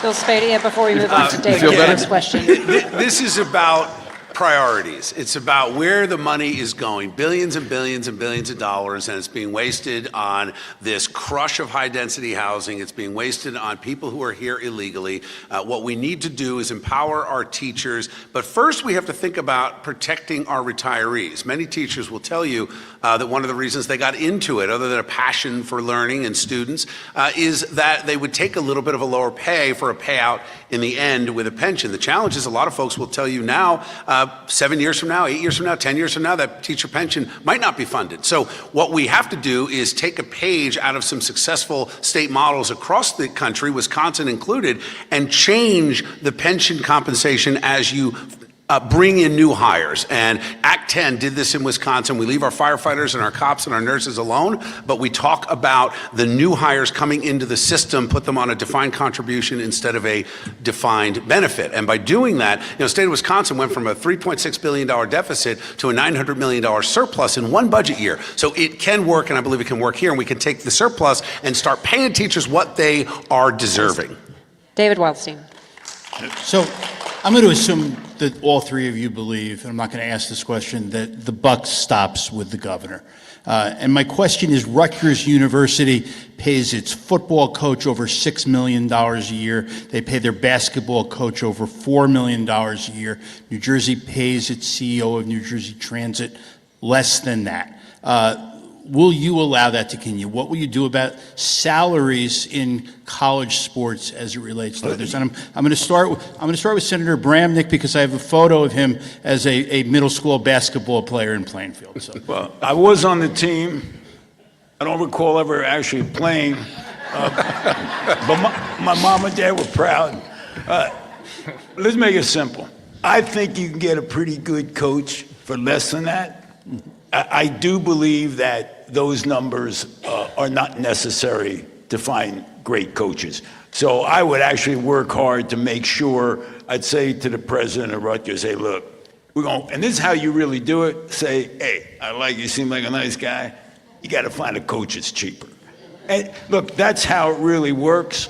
And one other thing, do you think anybody's still watching this at 9 o'clock at night? I was just wondering, because I watch a Democratic debate, and I heard a lot of talking points, a lot of scripted answers. So we got to get off the scripted answers and the talking points for a while, or everyone's going to be checking out. Okay, so stay tuned. I guarantee you're going to hear some real stuff very soon. Okay, go ahead. I don't believe we ought to be salary shaming anyone. If you added up all the sports salaries, you're going to save a drop in the bucket. Day one, first budget we propose in February 2026, I'm going to red line item veto $1 billion out of the Rutgers budget. It's that simple. We need to save big money, real money. Rutgers has to do something different. When Rutgers went to pay all these high-end sports guys, what do? They killed a lot of the club sports. Not every kid is going to go to the NFL. A lot of kids just want a well-rounded education. Unfortunately, Rutgers has become too expensive. They have too many professors. In 2021, they had more than 80 people making nearly $1 million a year. That is outrageous. I say we keep the coach as long as he starts winning. And let's make sure that we force Rutgers to cut their own budget. These are intelligent people. They can figure it out, but they're going to be short $1 billion. Objection. David, this state made a decision. The decision was to participate in the Big Ten. And when you mention those two particular coaches, if you look at their salaries compared to the salaries of coaches at other schools in the Big Ten, they're right where they need to be. They're very, very comparable. We made this decision. It requires an investment. We're hoping the investment is going to pay dividends. Because if Rutgers competes for a Big Ten championship and or a national championship in any one of those two major sports, we're going to be in the black, not in the red. So I'm not saying as governor, I won't ask the leadership of any one of our public institutions to get their cost structure under control. But with regard to specific to sports, we decided to join the Big Ten. That requires an investment. I think it's reasonable to have a sufficient timeline to let that investment pay off. Okay. I'm going to ask a follow-up. And I mean, look, one of the good things about debates is it helps undecided voters. If one of the coaches is undecided, he's ruled out Bramnick. Now it's between you two. But I want to ask this question. Maybe the lieutenant governor could be the coach. They're looking for a second job, right? I'll start with Mr. Chitterelli. Should higher education in New Jersey be autonomous, state colleges, state universities, or should the governor be actively involved in their governance? Listen, there's too much to do, David. We have university presidents that are also extremely well compensated. It's their job to run their institution. Does that mean that I won't force collaboration? I think in some cases, higher ed is trying to be too many things to too many people. I do believe we need centers of excellence. If every one of our state colleges is trying to be all things to all students, they're competing with each other. And I think that's one of the things that's making it more expensive than it needs to be. So I'd like to work with our university colleges presidents to determine centers of excellence. What is Montclair going to specialize in that Stockton doesn't? So can we have that conversation? But listen, the governor's got a lot to do. This is a $50 billion enterprise with 60,000 employees, 9.5 million citizen customers, 1 million business customers, and it needs a hands-on CEO. But the best CEOs put the best people in place to help them run the ship. And I'm going to give them as much autonomy as possible. But that doesn't mean I'm not going to advocate for students and taxpayers that are subsidizing those institutions. So when you say autonomous, you mean I'm not going to interfere with policies at a school like Rutgers when they capitulated and gave in to the demands of students or protesters who were breaking the law? No, I'm going to get involved.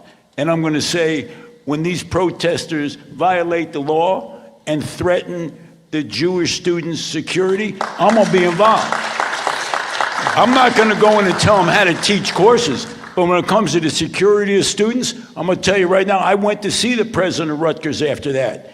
And I said, how do you make a deal with people who are violating the law? How do you think the Jewish students felt about that? How did you give them these kind of benefits? And there were crazy benefits they got. You bet I'm going to be involved. Bill Spadia. I agree with John on that. I think it's a smart point. The governor's got to get involved at some level. I mean, look, if we've got schools that are going to try to force a COVID vax or force a flu shot, we need to step in and stop that. The forced masking, the absurdity of masking, which we now know, we need to stop that. The anti-Semitism that is running rampant on so many of these campuses, got to stop that. The pronouns, the propaganda, the anti-Americanism that's going on, all of this stuff, the governor needs to be involved, and I think that, you can control it to a certain level because of the level of state funding. Now, we'll leave $1 in that Rutgers budget from the state taxpayers so we can go in and fire some of these people. So I'll start with Senator Bramnick on this. What's your plan to assure parents that when their child goes to school in the morning, they're going to return home for dinner safe and secure? Probably one of the most serious issues facing our country. We want to make sure that those schools are secure. We want to make sure that the students are protected. That means in school districts are doing more and more to protect their students. When we were growing up, we had air raid drills, we have fire drills. Now they have a drill if there's a gunman at the school. That is more than scary for a young child. Every resource, including my Attorney General, is going to make sure that it's an extremely large priority to make sure that the students are protected in our school. We've passed bills already to do that, and we'll continue to do that under the Bramnick governorship. Jack Chitterelli, you're next. David, first and foremost, the governor gets to appoint the Attorney General and the 21 county prosecutors. They will all be on the same page as me with regard to not having sanctuary cities, us not being a sanctuary state, not encouraging illegal immigration. I think any mayor or police chief should be allowed to work in partnership with the federal agency to keep their communities safe. But specific to schools, I will tell you, as I go around the state, I see some school districts that have magnificent, state-of-the-art technology systems that help ensure safety for the students throughout the day, and it's done in partnership with the local PD. Not all school districts have that. So what I would like to do is have a discussion with the State Board of School Boards Association and the superintendents about how do we ensure that every school district is putting in place the best technologies to ensure the safeties of their students. And of course, many school districts have taken matters in their own hands by having cops on campus right in the school itself. But technology is the answer to keeping our students safe.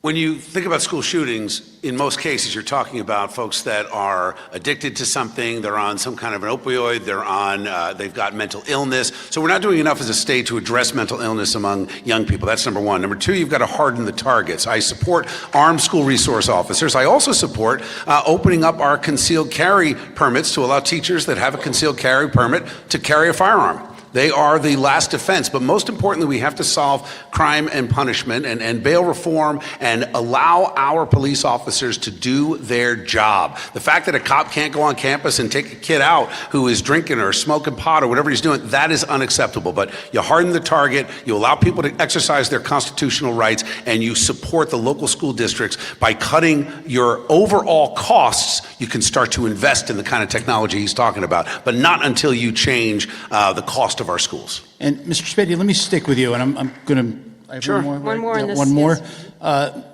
You mentioned the mental health crisis in our schools. I don't think any of you are going to doubt the seriousness of it. What can you do to help that? Well, first of all, we have to empower folks that are experts in this field. You know, right now you have folks that come from other states that are counselors, mental health, addiction counselors. They sometimes go 9 to 12 months before they can be certified in New Jersey. That makes no sense to me. If you're certified in one state, we should accept that directly here. Number two, we need to start empowering parents. We have had a culture over the past really 20 years that has moved parents out of the conversation. So kids are on their own. We have counselors now in these schools encouraging little Johnny and telling him, hey, you might be little Jenny. You may be born in the wrong body. We are perpetuating a mental health crisis with the woke propaganda that's in our schools. So that's number one. Not every issue is just about funding. I don't really think that's the reason we have a mental health crisis. We historically had communities where people lived in a neighborhood with the grandmother, the aunt and the uncle, the cousins, and people interacted and they found somebody who understood them and they felt as if they were connected. That's gone. People are isolated now. They're on their computers.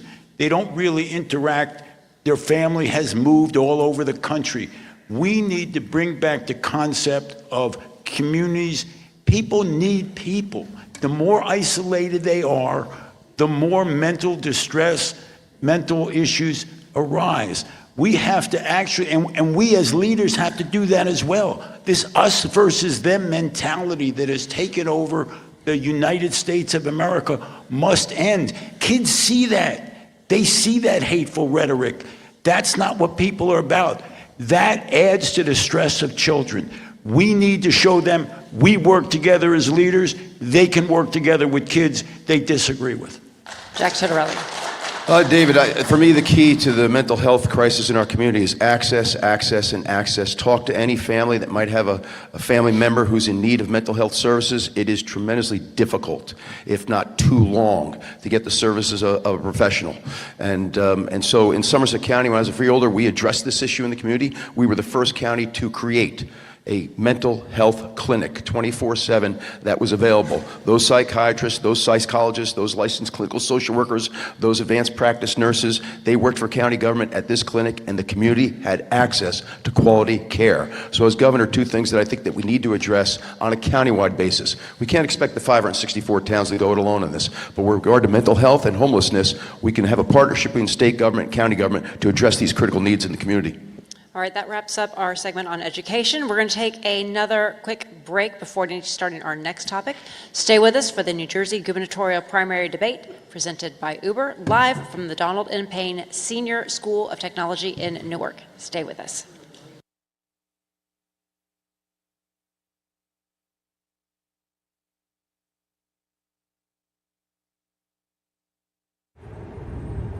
Everything is getting more expensive. Rent, groceries, insurance.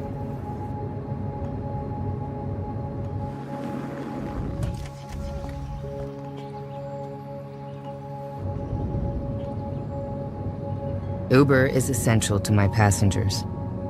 Insurance has gone up. This is hard for people. Join our fight to protect your access to affordable rides.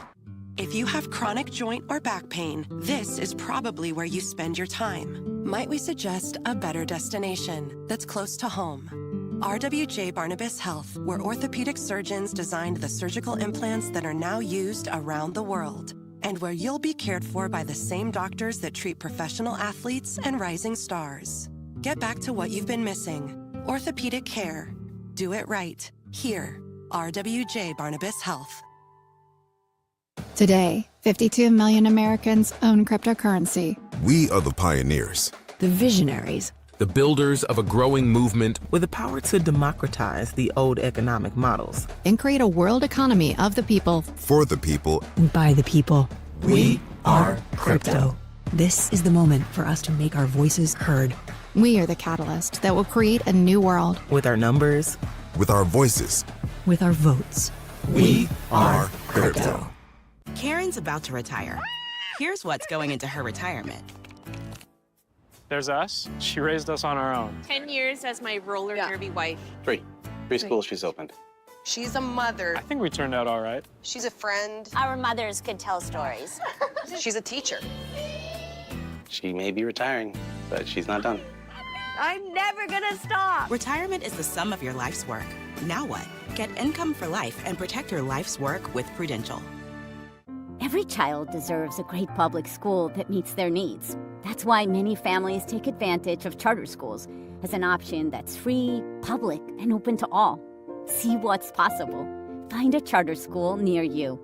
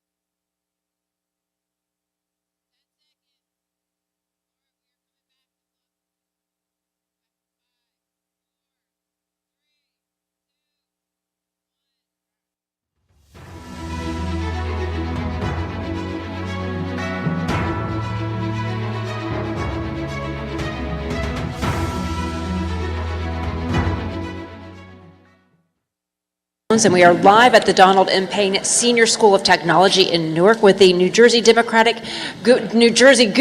primary debate for the Republicans, presented by Uber. Now, our final round, we are focusing on crime and immigration. Joey Fox of the New Jersey Globe is going to be taking the lead on this portion. We're still waiting for our audience to get back into their places and our candidates back in place before we send it over to Joey. And I think everybody's just about settled down now. Joey, back over to you. So there are obviously a ton of important questions to ask related to immigration and to crime in New Jersey, but I'm going to focus first on the moment that's dominating the headlines right now, which is the charges that have been brought against Congresswoman LaMonica McIver for allegedly assaulting immigration officials when she was conducting an oversight visit at Delaney Hall in Newark. So I just want to ask you simply, she is claiming that these charges are politically motivated. Senator Bramnick, do you believe that these are politically motivated? Well, let me first say, the law in New Jersey is very clear. If you touch a police officer, that's aggravated assault. Now, if I come to arrest Joey Fox, whether I'm right or wrong, David Wildstein cannot block me or touch me to get to arrest you. Now, you can sue me later because I shouldn't have arrested Joey Fox, but you cannot obstruct. So if the video shows a congressperson or anybody else is obstructing the arrest of an individual, that's what the law is. Now, I also saw that they dropped the charges against Ras Baraka. That's pretty quick. I've represented people on trespassing charges. That was pretty quick. So it sounds as if maybe those allegations weren't so strong. This one, based on what I saw in the video, and once again, I'll let justice, be heard. But you can't get in the way of an arrest. I mean, I hate to tell you, Congress, I don't like the fact that you're arresting Congress. I would hope we wouldn't do that. I would hope we wouldn't arrest mayors. I just think in this environment, she's got a little bit of a problem. Bill Spadia. Bill. I would hope that a member of Congress would have more sense than to hit a police officer. That's what I would hope. So I hope she is charged to the full extent of the law and serves whatever punishment is appropriate. We need to protect our members of law enforcement. This was a total political stunt by a bunch of folks that have Trump derangement syndrome and are complicit in the sanctuary state that is crushing our budget and endangering our community. So it's too bad they dropped the charges against Ras Baraka. But I'll tell you this, the Democrat Party is so radical in their leadership now, this might actually catapult him to the nomination. God willing. First of all, this is a federal detention center that's detaining people that came here illegally and committed crimes. I don't know exactly what it is that we're protesting. Second of all, if these congressional people purposely set up their visit, and congressional people should have access to a federal detention center, if they did that purposely to benefit the mayor of Newark, who's a Democratic gubernatorial candidate, shame on them, and they should be dealt with by their congressional colleagues in Washington. But the video shows that this person, who you mentioned, laid her hands on another person. And so that to me says that the charges are legitimate. So all I can tell you is pretty sad when we get to the point where our society is so divided that political leaders are being arrested and it's us versus them. Once again, this is a dangerous, dangerous foreshadowing of the future of our country if this continues, and we need to stop all of it. So, Mr. Cettarelli, I want to follow up on something that both of your opponents briefly mentioned, which is the fact that interim U.S. Attorney Alina Habba chose to drop the charges against Mayor Baraka. Do you think that was the right call? I think it was the right call to level charges against the congressperson who laid hands on the law enforcement professional. Well, but so I'll ask again. I mean, like, this was the original impetus for this was the arrest of Mayor Baraka. I'm not an attorney. Okay, so I trust her judgment. I think she's done the right thing thus far, and that includes charging this congressperson for aggravated assault. But that's my point. My point is, even if the arrest of Ras Baraka was improper, wrong, or there wasn't evidence, that's a different issue whether you can get involved. I'm recommending everyone, if you see a police officer arresting somebody, you can't stop it even if it's illegal. Even it's illegal, you can sue later for damages. So that's why I'm saying one has very little to do with the other. Bill. Well, I'd like to know if there'll be charges at any level to some of these Democratic mayors who are actively evading ICE and protecting the illegal residents that they have from capture. They're blocking the enforcement of the law. I'd like to see Alina Habba start to talk about that, because we cannot have elected officials actively and openly flaunting and breaking the law because of their political persuasions. It's outrageous. So I'll drill down next on more of sort of the everyday worries that New Jerseyans have about crime. I think everyone on this stage is going to tell me that they would fight crime as governor and work to make New Jerseyans feel more safe. What specifically would you do to do that? I'll start with you, Mr. Spadia. What are 2 policies that right away you would work to implement that you think would bring down crime? First thing I'm going to do on that very busy day one, very busy, is declare a state of emergency. You give us a call down at Drumthwacket. I'll take your call. You'll take my call? Yeah, sure. Thanks, John. Appreciate that. That's good. It's good to know. On day one, I'm Backup happy. plan. Come on down for breakfast. Day one, declare a state of emergency when it comes to public safety, and we're going to suspend bail reform. Bail reform has got to go. It is completely outrageous. Step 2 is we're going to empower the Attorney General to change the rules of engagement for our police officers. The way to get safe streets is we need our cops to be able to do their job. Right now, they're looking over their shoulder. They're worried about being the next viral video. They're worried about the governor's office and the AG coming after them for doing their job. This Attorney General charged a police officer in a shooting in South Jersey after the last AG said the police officer was doing his job. So we've got a politicized department in the AG's office now. We're going to end that. So end bail reform and start enforcing federal detainer orders, working directly with enforcement and removal operations. And I'm the only one on this stage who's had the conversation with Tom Homan about what that day one looks like. John, we have a number of repeat offenders in this state, and part of that is there is no real effectual warrant squad, meaning there are thousands of warrants outstanding where there are people who violated the law, but the only reason we find them is because they're pulled over by accident or they're arrested for something else. We must start by making sure those warrants are executed and we bring those people to justice. We absolutely smart. No about the other one is juvenile justice. I don't think there is any. You could steal a car 4 times as a juvenile, you're not going to jail. The theory was, and I think it's a theory that I learned in law school, it's all about rehabilitation. Well, let me tell you about that 15 or 16-year-old who stole a car 4 times. I'm not sure you're going to rehabilitate him. Maybe you should put him away for a short period of time, or maybe for a long period of time. Jack Titterone. Joey, our local police chiefs report to the county prosecutors. The 21 county prosecutors appoint to the Attorney General. The Attorney General is the head law enforcement officer in the state. Mine will be on the same page as me in terms of getting rid of sanctuary cities, sanctuary state. Mine will be on the same page with me in reforming bail reform. It's been a failed experiment. We've created professional criminals. Talk to local police. Arrest, release, repeat is real. It's demoralizing for a cop to arrest somebody in the morning, have them be out by 1 in the afternoon, and they've committed the same crime in the next town over that afternoon. So I also think we need to stop with the getting rid of qualified immunity, stop with the civilian review boards with subpoena power. I don't have a problem with no-knock warrants. I don't have a problem with K-9s for crowd control. I don't have a problem necessarily with high-speed chases. Take the handcuffs off our local police. Let them do their jobs to keep our communities safe. What my parents always taught me is, if you've done nothing wrong, you got nothing to worry about.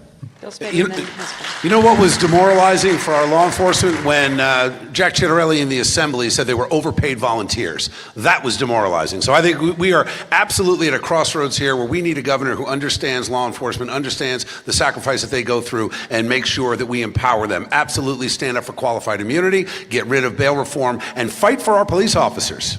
And if you Both will get 30. Both get 30. if you take a shot every time he lies, you'd be drunk by now. So I don't suggest you do that. But you want to talk about demoralizing local law enforcement, go to the videotape, and you'll see him talking about getting rid of all public pensions. Wait, where can I find the videotape? Is there a website? Come on, Jack. Come on. I'll take a look at it all on day one.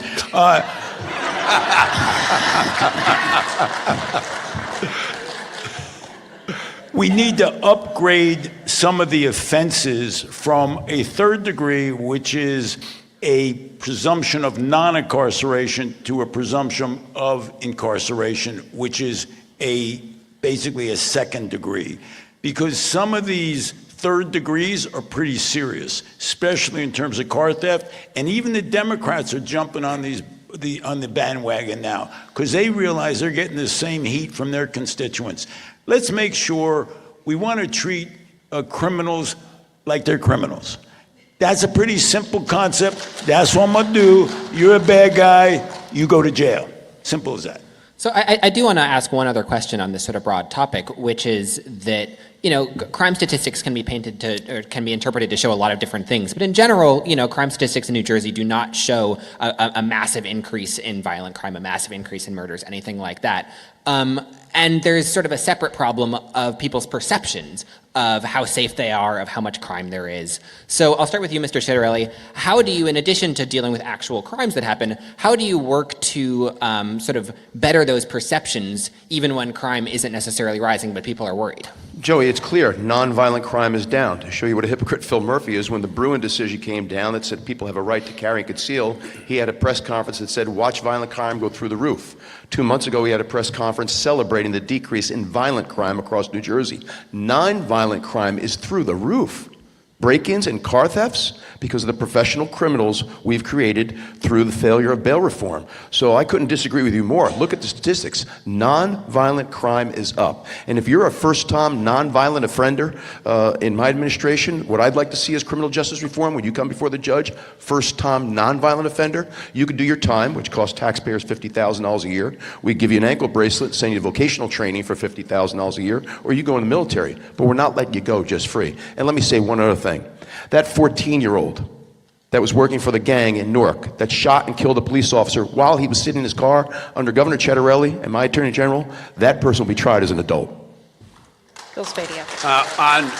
On this issue of crime, statistics are always misleading. If you look at Monmouth County, you have a double-digit increase in car thefts, and now 2/3 of those car thefts accompany a home invasion. So we have this escalation of nonviolent turning into potentially violent. So people are fearful, no doubt about it. In Louisiana, the new governor worked with the parish prosecutors to start charging 14-year-olds across the board. I mean, obviously, I favor the death penalty for cop killers. And I think that is something that is very important to get back. That obviously is something that's going to have to go through the legislature, but I favor that. But across the board, 14-year-olds for certain crimes that endanger people should be charged as adults. We've seen the closure of, I believe it's 5 county jails over the course of the last few years. We need to reopen them and fill them, and we're going to do that because when you end bail reform, you're going to end a lot of these repeat offenders. Mr. Bremnick, I want to let you weigh in, but I also am curious, just because Mr. Spadia brought it up, would you support bringing back the death penalty as well?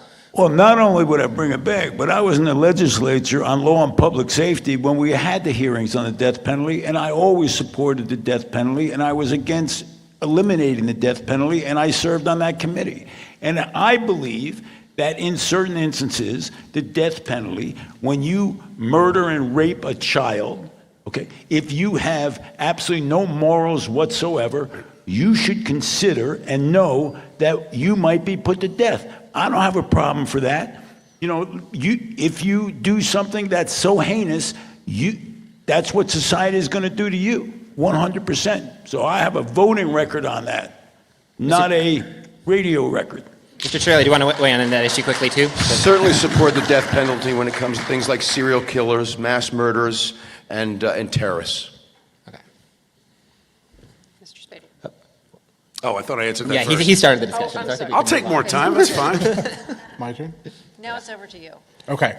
There is a fundamental tension between local police who feel constrained by the state, you've all talked about that, and the real need for accountability. We know that the death penalty and bail reform are part of the Constitution, which can be changed, but what is an example of something state government needs to stop doing to allow local police to be able to safeguard their own communities? And we'll start with Assemblyman Citarelli. We need to start by stopping this discussion about getting rid of qualified immunity for our local police. We need to stop with this discussion of having civilian review boards with subpoena power at the local level. We have a hard enough time finding people to serve on the Shady Tree Commission. We're going to ruin this profession. I think we need to take the handcuffs off. Murphy's Attorney General has said things like this: we're not doing no-knock warrants. Are we supposed to knock politely before entering if there's a mass murderer behind the door that we're trying to track down? I don't have a problem with no-knock warrants. I don't have a problem with canines for crowd control. I don't have a problem necessarily with high-speed chases. These are trained professionals. We've got flash mobs on our Jersey shore because of a lack of respect for law enforcement.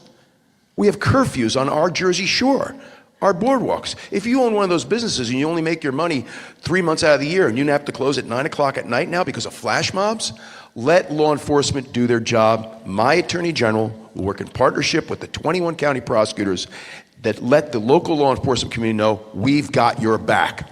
You're trained professionals. We're going to let you do your job. What? It's gotten so sorry. crazy. Hold on. I'm sorry. Hold on. Yeah, Sorry, go ahead, sorry, John. I pointed to Bill. That's all right. Well, He it's started. got. Oh, thanks. I'll yield my 2 minutes. I think the craziest piece of legislation in my two decades in the legislature was a police officer who sees a child who's 13 smoking marijuana and drinking beer cannot call the parents.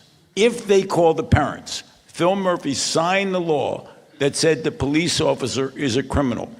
That's as insane as it gets. And the Democrats wonder, hey, why is the state moving slightly to the right? Why are Republicans doing better than ever? That's those nuts. You're basically telling a police officer you can't call the parents. And then what happens is this gets out in the community because, be honest with you, some of them are better than some of the lawyers I know. They know when they get in trouble, and they know when they're not going to get in trouble. The word spreads pretty quickly, and then all of a sudden when they get pulled over, and you watch these shows, Cops, right? Everybody's talking back to the cops.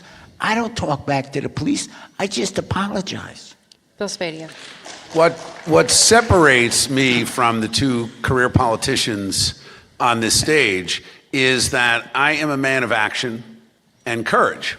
And I will use the power of the executive to solve these problems immediately. We can't wait. Our neighborhoods are in distress. Our police officers are concerned that they can't do their job. We have to use the power of the executive by declaring an emergency to uphold qualified immunity, to get rid of bail reform, to start enforcing federal detainer orders, and eventually, yes, we need to start charging all of these young kids who are involved in any level of gang activity as adults. So we have to be aggressive with how we do it, and I believe the only way to do that immediately as an executive in that first day is to declare a state of emergency, which I'm going to have the guts to do. Micah, another very simple example under this Attorney General, when a law enforcement officer, even if they haven't discharged their firearm, they have to use a use of force report if they've removed it from the holster. I don't think that's right. Let's get our cops back out on the street. Under Governor Cettarelli, my Attorney General, and our 21 county prosecutors, our local police will not have to do a use of force report unless they discharged their firearm. Okay. Is there any example of something Trenton needs to keep doing to ensure accountability of local police? And we'll start with Assemblyman. Oh, go ahead. Yeah. Let me tell you what I think they ought to keep doing. I think that we have a situation with expenditures and staffing in state government, and I think it's quite okay that some state government employees continue to work remotely from home. I don't know why you'd force every single person back to a state office. I think that we ought to be taking those state offices, especially on the Trenton waterfront, monetizing those, turning that into a destination where people feel safe and can spend money and bring in ratables and tax dollars and revenue. But I believe that the one thing that came out of COVID that will enable us to cut down on some congestion is allow certain state employees to continue working at home, and we're going to enforce that. So, Micah, you want more accountability. The police officers are wearing cameras, body cams, 24/7. I don't know anybody in this room who wore a camera 24/7 and needs more accountability. Maybe the bad guys should wear cameras too. The bottom line here is they're under such surveillance now, there's nothing else you need to do. All you have to go is go to the videotape. Final. One thing that ultra-liberals have been promoting, which I'm totally against, is making internal affairs records going backward and forward public, making personnel records going backward and forward public in the name of accountability and transparency. These are employees, these are personnel records. I think there's a degree of privacy that's warranted. What I will say is that anytime a police chief has to discipline an officer, I think that could be shared with the mayor and township committee in executive session, so that the mayor and township committee, to whom the police chief is in part accountable, is familiar and is comfortable with the manner in which the police chief is handling personnel matter. But let's be clear, under Governor Cettarelli. Don't get ahead of yourself. We're not going to be making internal affairs records or personnel records public going backward or forward. These are personnel issues. And let me say one other thing that people may not be aware of. When a local police officer is disciplined for whatever reason by a local police chief, after that's cleared and everything is taken care of appropriately, they have to go through another review. Another review in addition to how it was handled internally inside the department. I don't think that's appropriate. You know, we can't get people to be police officers. They got to put signs up on the parkway asking you to be a state trooper. We used to have thousands of applicants. Now we have to go out and seek people, and that's because the scrutiny they're under. Enough is enough in terms of looking at these police officers. Give them a break. We're moving to the next question, David Wildstein. Thank you. I'm going to start with Mr. Spadea, Governor Spadea. Maybe I'll call you all governor for a little while. Okay, see how not that getting ahead of sounds. this. We've got 2 elections to win. Governor Wildstein has a question. But let me ask you, one of the very first things a governor will do is determine, and I've heard this over and over, you mentioned your attorney general. Describe to me what your interview with your attorney general candidates is going to be like. Well, we're going to have some basic principles. Adherence to the U.S. Constitution, very important. Supporter of parental rights, very important. Supporter of qualified immunity, very important. And have a mentality that we need the pendulum now to swing back toward law enforcement. Ideally, I would love someone with experience in law enforcement to serve in that capacity. John Bramnick. I want someone who is fair, who is not looking to make a name for themselves, somebody who has experience as a prosecutor, but looks at every case fairly.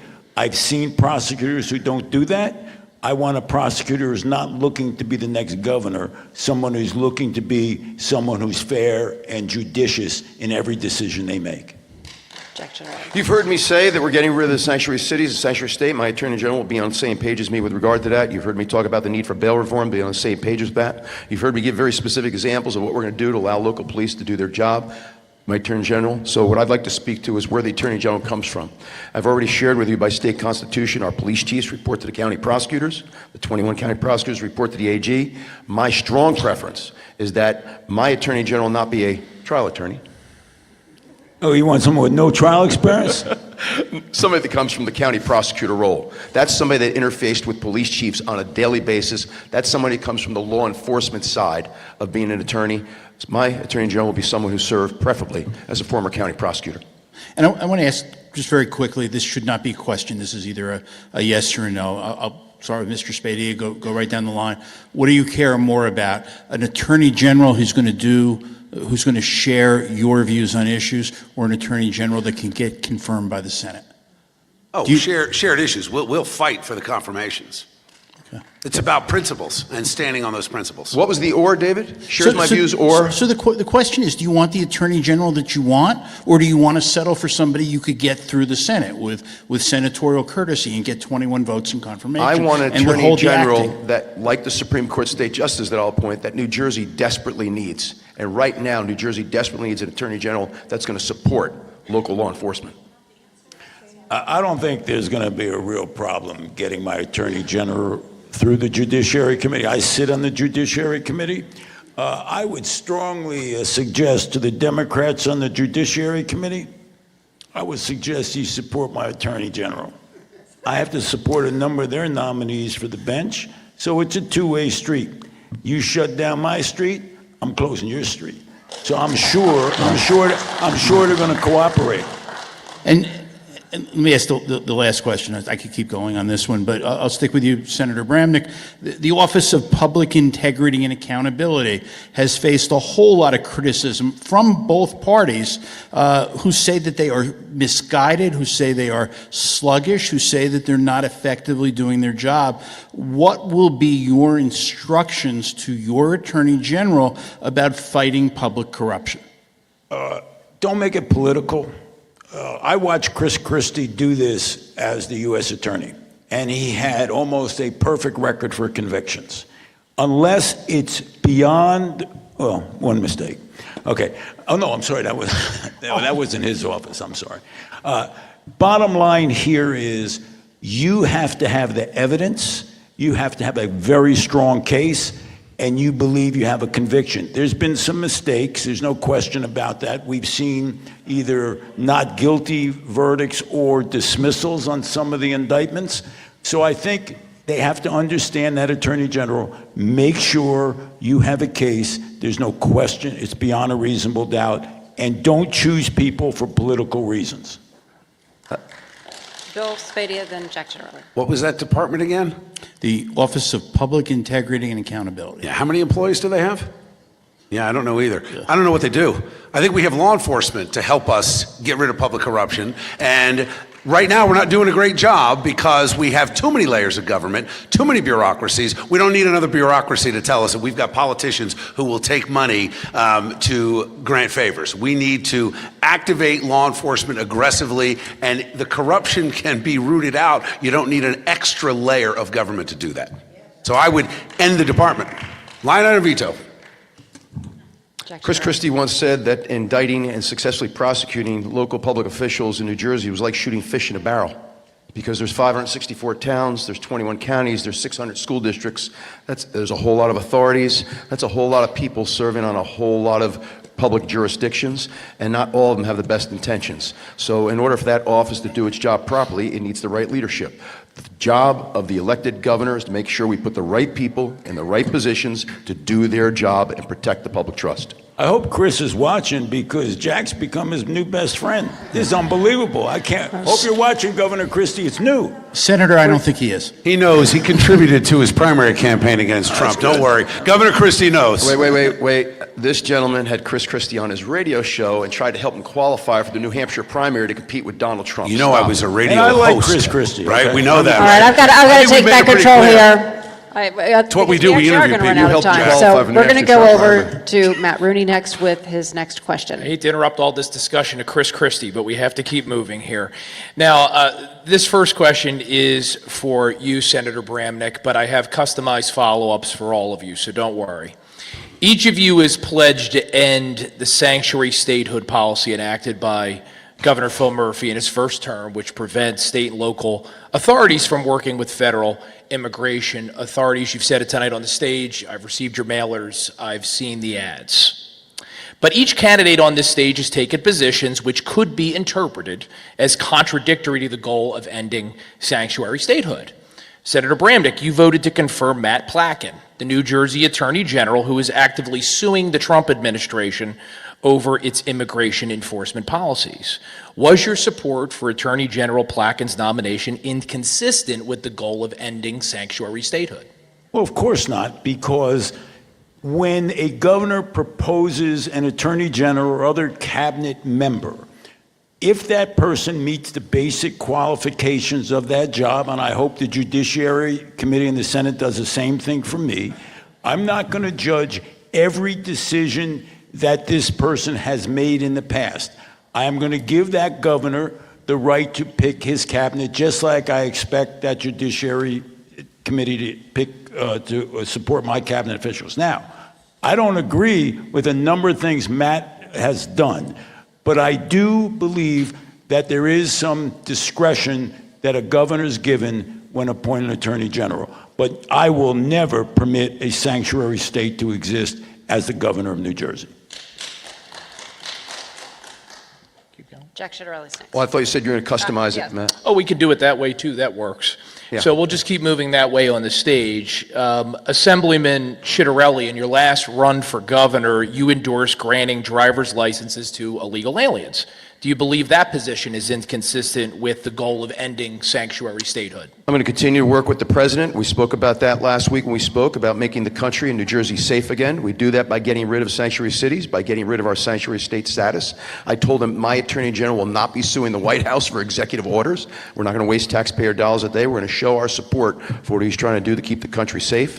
I'm going to follow his lead on the deportation plan. I do believe anybody that came here illegally, that committed the crimes in their place of origin, needs to go back. Anybody that came here illegally and has committed crimes since they got here needs to go back immediately. And then we're going to see what he's going to do with everyone else who's here illegally. And so at the end of the day, if he's going to deport all 14, 15, or 16 million, I support the president. He was elected on the promise of making the country safe again. If by chance there are people he's not going to deport, I believe we have to know who they are. We can't have people here not knowing who they are. When somebody comes here from a foreign country on a work visa, we give them a government-issued ID. Doesn't mean they get a right to vote. 17-year-olds get a driver's license, don't get a right to vote. We need to know who people are. That idea was given to me by police officers, local law enforcement. I believe it's a homeland security measure. If there are people who are not going to be deported for any reason, and let's not forget, the president did offer DACA back in his first term. If they're not going to be deported, we need to know who they are. We can't have them living in the shadows. And Mr. Spadia, you've endorsed a pathway to citizenship for illegal aliens, which is a species of amnesty. Is your support for a pathway to citizenship consistent with the goal of ending sanctuary statehood? So let me talk to you at home now. If you're an undecided voter, what you're hearing tonight are talking points, political speak. You got one guy that just based on a textbook qualification would support somebody who has, in their term in office as Attorney General, has actively gone after parents and gone after school boards. You got the other guy who didn't answer the question.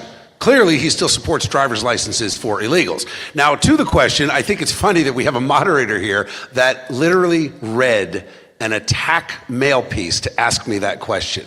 Out of 15,000 hours of all of that I've said on the radio and TV, they found one clip from a TV show I did about 8 years ago, and in that clip, I was asked a question as to whether or not a legal visa holder who had run afoul of the system and became undocumented, should they have a pathway if they have no crime, they own a home, they are married with kids in school, paying their taxes, and I said, absolutely. Nowhere, Matt, have I ever advocated a pathway to citizenship for illegal aliens. That was a very specific point that I made, and actually, it's supported by the President of the United States. I was attacked. Is there something wrong with a legal pathway to citizenship? We're not talking about somebody who's staying here illegally. We're talking about creating some path for citizenship. That's supposed to be bad for a family that's been here for 25 years paying their taxes. You run a rule out any way they could be a citizen. Let me tell you something. That doesn't make any sense. I'm proud that you said, Mr. Spadia, that you might support a path for citizenship. Good work. Matt, you wrapped? Okay, so we're going to go next over to Joey Fox. So we're going to try to fit in two more questions, so we'll try to make these last two quick. This is something that several of you already brought up tonight, but I want to hone in on it specifically, which is pop-up parties on the Jersey Shore. This is something that every summer, residents and local politicians on the Jersey Shore kind of raise again as an issue. I know that there have been bills in the legislature to deal with this. Mr. Spadia, what do you think should be done on a state level about these parties? Well, we need to empower law enforcement to arrest more people. I mean, there are local laws that are being violated in terms of the number of people that are gathering outside. We've handcuffed our police officers. So, I believe we need to start charging 14-year-olds as adults. As the governor in Louisiana and the parish prosecutors, they saw in Baton Rouge crime reduced by 40% when they started charging 14-year-olds as adults. We need to start treating criminals as criminals. And these pop-up parties are disruptive. They disturb the peace. They ruin local businesses. They put people in fear of their lives. It's 100% unacceptable, and the state needs to use state police assets and resources to shore up these shore towns to make sure they can protect themselves against this outrage. First of all, I cannot believe that the state of New Jersey would ever permit what basically is a riot. I've heard in the political jargon, lock them up, lock them up, lock them up.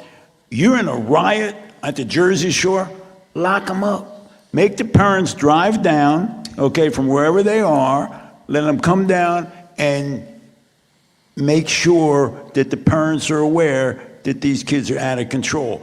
I would give no leeway whatsoever to rioting anywhere, especially on the sacred ground of the Jersey Shore. Jack Ciattarelli. You know, Joey, I grew up at a time, and I think a lot of the people did too, that if your parents got a phone call from the local police, your teacher, or the nun at catechism, you were in serious trouble at home. I'd like us to get back to that day when we have respect for authority. But listen, the times call for different measures. We've got pop-up parties, we've got flash mobs, we've got juvenile crime because of bail reform, they're able to get out. Gangs are employing young people to commit crimes, and so we need to get tougher when juveniles are engaged in bad things in the community, and if that means serious reform to the juvenile justice system, then so be it. But we need to react. We're not going to have flash mobs on our Jersey Shore when I'm governor. And so I want to end this debate before we get to closing statements on a question that's very specific to where we are right now, which is the city of Newark. It, like a lot of New Jersey cities, is a place where a lot of residents, most of whom are Black or Hispanic, feel left behind on the issues that we've talked about tonight, feel left behind on affordability issues, feel left behind on their local schools, feel left behind on combating crime. And so I just wanted to ask you three, how do you change that? You are three politicians who live in the suburbs, whose political bases are in the suburbs. What is your message for urban New Jersey about how you will fix their problems? I'll start with you again, Mr. Spadia. Well, in Newark in particular, you've got and have had a series of failed mayors. Cory Booker, now Ross Baraka. It's a disaster. 9 out of 10 kids can't perform at grade level. You have a crisis with lead in the water. You've got streets that are in disrepair. You have a lack of jobs. And you've got a fear among parents that someone might get shot walking their kid to school. It's outrageous. The commitment I have made in Newark is twofold. Number one, we're going to force school choice to give parents an opportunity to get their kids out of these failed schools. Number two, we're going to create opportunity zones. You know, one of the things that we didn't talk about or touch on tonight, we have 200,000 manufacturing jobs in New Jersey. That's down from about 500,000 just 10 or 12 years ago. We need to double the number of manufacturing jobs. And what I have proposed is a 10-year moratorium on corporate taxes for any business that will come into a place like Camden, like Newark, and the job will be very simple. 100% legal employees and 80% local. And we're going to be able to house them and bring housing prices down by using the affordable housing units that we take out of the suburbs and put them into the city. The other thing on the water issue, very quickly, we've seen success, and I've met with New Jersey American Water on this. They have a huge plan and opportunity where they invest their millions of dollars to revamp the water system on behalf of the taxpayers and the ratepayers, not $1 coming from the public funds. That can happen. It's worked in the suburbs. It will work in the cities. John Bremnick. So I was an urban councilman for 7 years in Plainfield, and we cannot ignore our urban centers. What we need to do, incentivize people to move there. For example, we could actually supplement and assist the building of luxury housing and eliminate any state income tax for those individuals who are willing to pay for expensive luxury housing, and we start to develop, because we do it with incentives. Instead of somebody going to Florida, I can say, hey, guess what? I got another idea for you not to pay state income tax, because people go to Florida all the time, so they don't want to pay the state income tax. How about if we say, hey, listen, I got an idea, urban center. We're going to create an incentive for you to move there. Those are the kind of creative projects we need. Jack Ciattarelli. Joey, the first thing I'm going to do is remind the voters of Newark, Trenton, Atlantic City as three examples. The Democratic Party takes them for granted. Phil Murphy promised them 8 years, economic justice, educational justice, environmental justice. It's been promise made, promises broken. And so, and I also remind, if you want change, you got to make a change. So the first thing I do as governor is improve the educational systems. The other thing is we got to get people to want to live in our urban centers again. I spoke before a business group in Atlantic City 2 weeks ago and reminded them that 100 years ago, 1925, the population of Atlantic City was 52,000. It's 37,000 today. What would 15,000 more residents mean to the local economy? So with the compelling housing, which I'm going to make happen, safe communities, good public education, recreational opportunities, people will live in our cities again, and we can achieve that kind of economic development and renaissance without failing on gentrification. All right. Believe it or not, our time for questions and answers has wrapped up, and it is time now to go to our closing statements. Each candidate will have 90 seconds, and we determined the order by a random draw. Bill Spadea, you're going to go first, followed by John Bramnick, and then Jack Titterelli. Bill Spadea, you have 90 seconds. Thank you. First of all, thank you to everyone who tuned in, and I hope that you saw there is a clear distinction between the candidates here on stage, a very clear distinction, and as the only outsider on both sides of the aisle, the only one that has not held political office and worked as an insider, my two opponents have a combined 80 years as political insiders. If you want more of the same, you've got two choices right here. If we're going to break the status quo, if we're going to get back to a time where New Jersey is affordable, I remember a time growing up in the 70s, born in Camden, grew up in Cherry Hill, where you had working class folks able to afford a second home at the Jersey Shore. That just doesn't happen today. We've got out of control crime, an education system that is failing, a transportation infrastructure that is failing. And guys, for me, it's personal. Look, I'm the only pro-life candidate running for governor who's endorsed by National Right to Life and New Jersey Right to Life. I am the only candidate with an A rating from the NRA, and I'm the only former U.S. Marine on this stage. Now, when Jody and I got married 30 years ago, we made a decision to plant our roots, build our family, grow our business, and live our lives in New Jersey. I hope and pray to be able to retire, to be able to afford to retire in New Jersey and help with our family, our kids, and our grandkids. This is personal. I stand for common sense. I am the only outsider on both sides of the aisle. You want more of the same? You got these two guys. If you want something different, if you want to shake this up and break the status quo and return affordability, return public safety, and restore common sense and integrity and accountability to government, then send in the Marine. John Bramnick, your closing statement.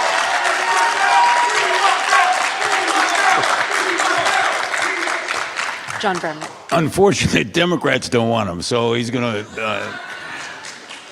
So I think Bill Spadea was right. There is a distinction between the people on stage, and you can see it.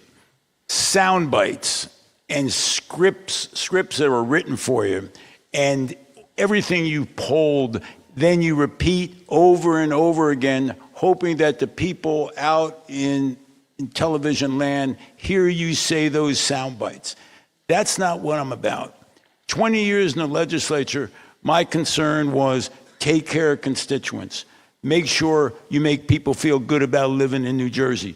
Make sure you create an environment to bring businesses back in New Jersey. Make sure that people know that we're one state, that we treat each other with respect. That doesn't mean that we don't follow the principles of the Republican Party. If we do that, if we follow the basic principles of the Republican Party, we will win overwhelmingly in November. If we simply follow some new script of hateful rhetoric, of us versus them, we are going to lose. Let's stand together as the Republican Party and show that our history is about less government and concern for fellow man. And if you vote for John Bramnick, I guarantee you everything I said today will not change, as it hasn't for my 20 years in the legislature. No sound bites, just real stuff from a guy who'd like to be your governor. Thank you. Jack Titterelli. The goal is to win in November, and I wouldn't be asking Republicans for the nomination unless I believed I was the best candidate to deliver that win, and President Trump agrees, and it's why I'm honored to have his endorsement. He endorsed me because of the energy I bring to the campaign. He endorsed me because of the ability to raise money. You need to be able to raise money. I've raised more money than my two opponents combined. You needed a candidate that's going to have coattails. We had coattails back in 2021. We flipped 8 seats. It was our most successful night in 34 years. We can flip at least 13 seats this year with me leading the ticket, and that produces a Republican majority in our state assembly for the first time in 35 years. We need a candidate who's going to point out the difference between the Democratic nominee and myself. They worry about pronouns. I worry about property taxes. They worry about supporting illegals and setting criminals free. I worry about supporting our local police and keeping our communities safe. They worry about a public school curriculum that's age inappropriate and not respecting parental rights. I care about parental rights. I care about the curriculum, and I care whether or not our children are being taught the skills they need to get a job right after high school because of vocational training or to get into college. This is what differentiates me from my opponents, and we'll get this done over the course of this campaign. Unlike governors on both sides of the aisle over the last 40 years, I'm not using this as a stepping stone to get to Washington. My only ambition is to fix New Jersey. I have very specific policy proposals. I'm an MBA CPA, I'm a 2-time successful business owner, and I've served at every level of government, term limiting myself every single time. It's a very unique resume for a gubernatorial candidate. We can win in November, and Donald Trump agrees, and I'm honored to have his endorsement.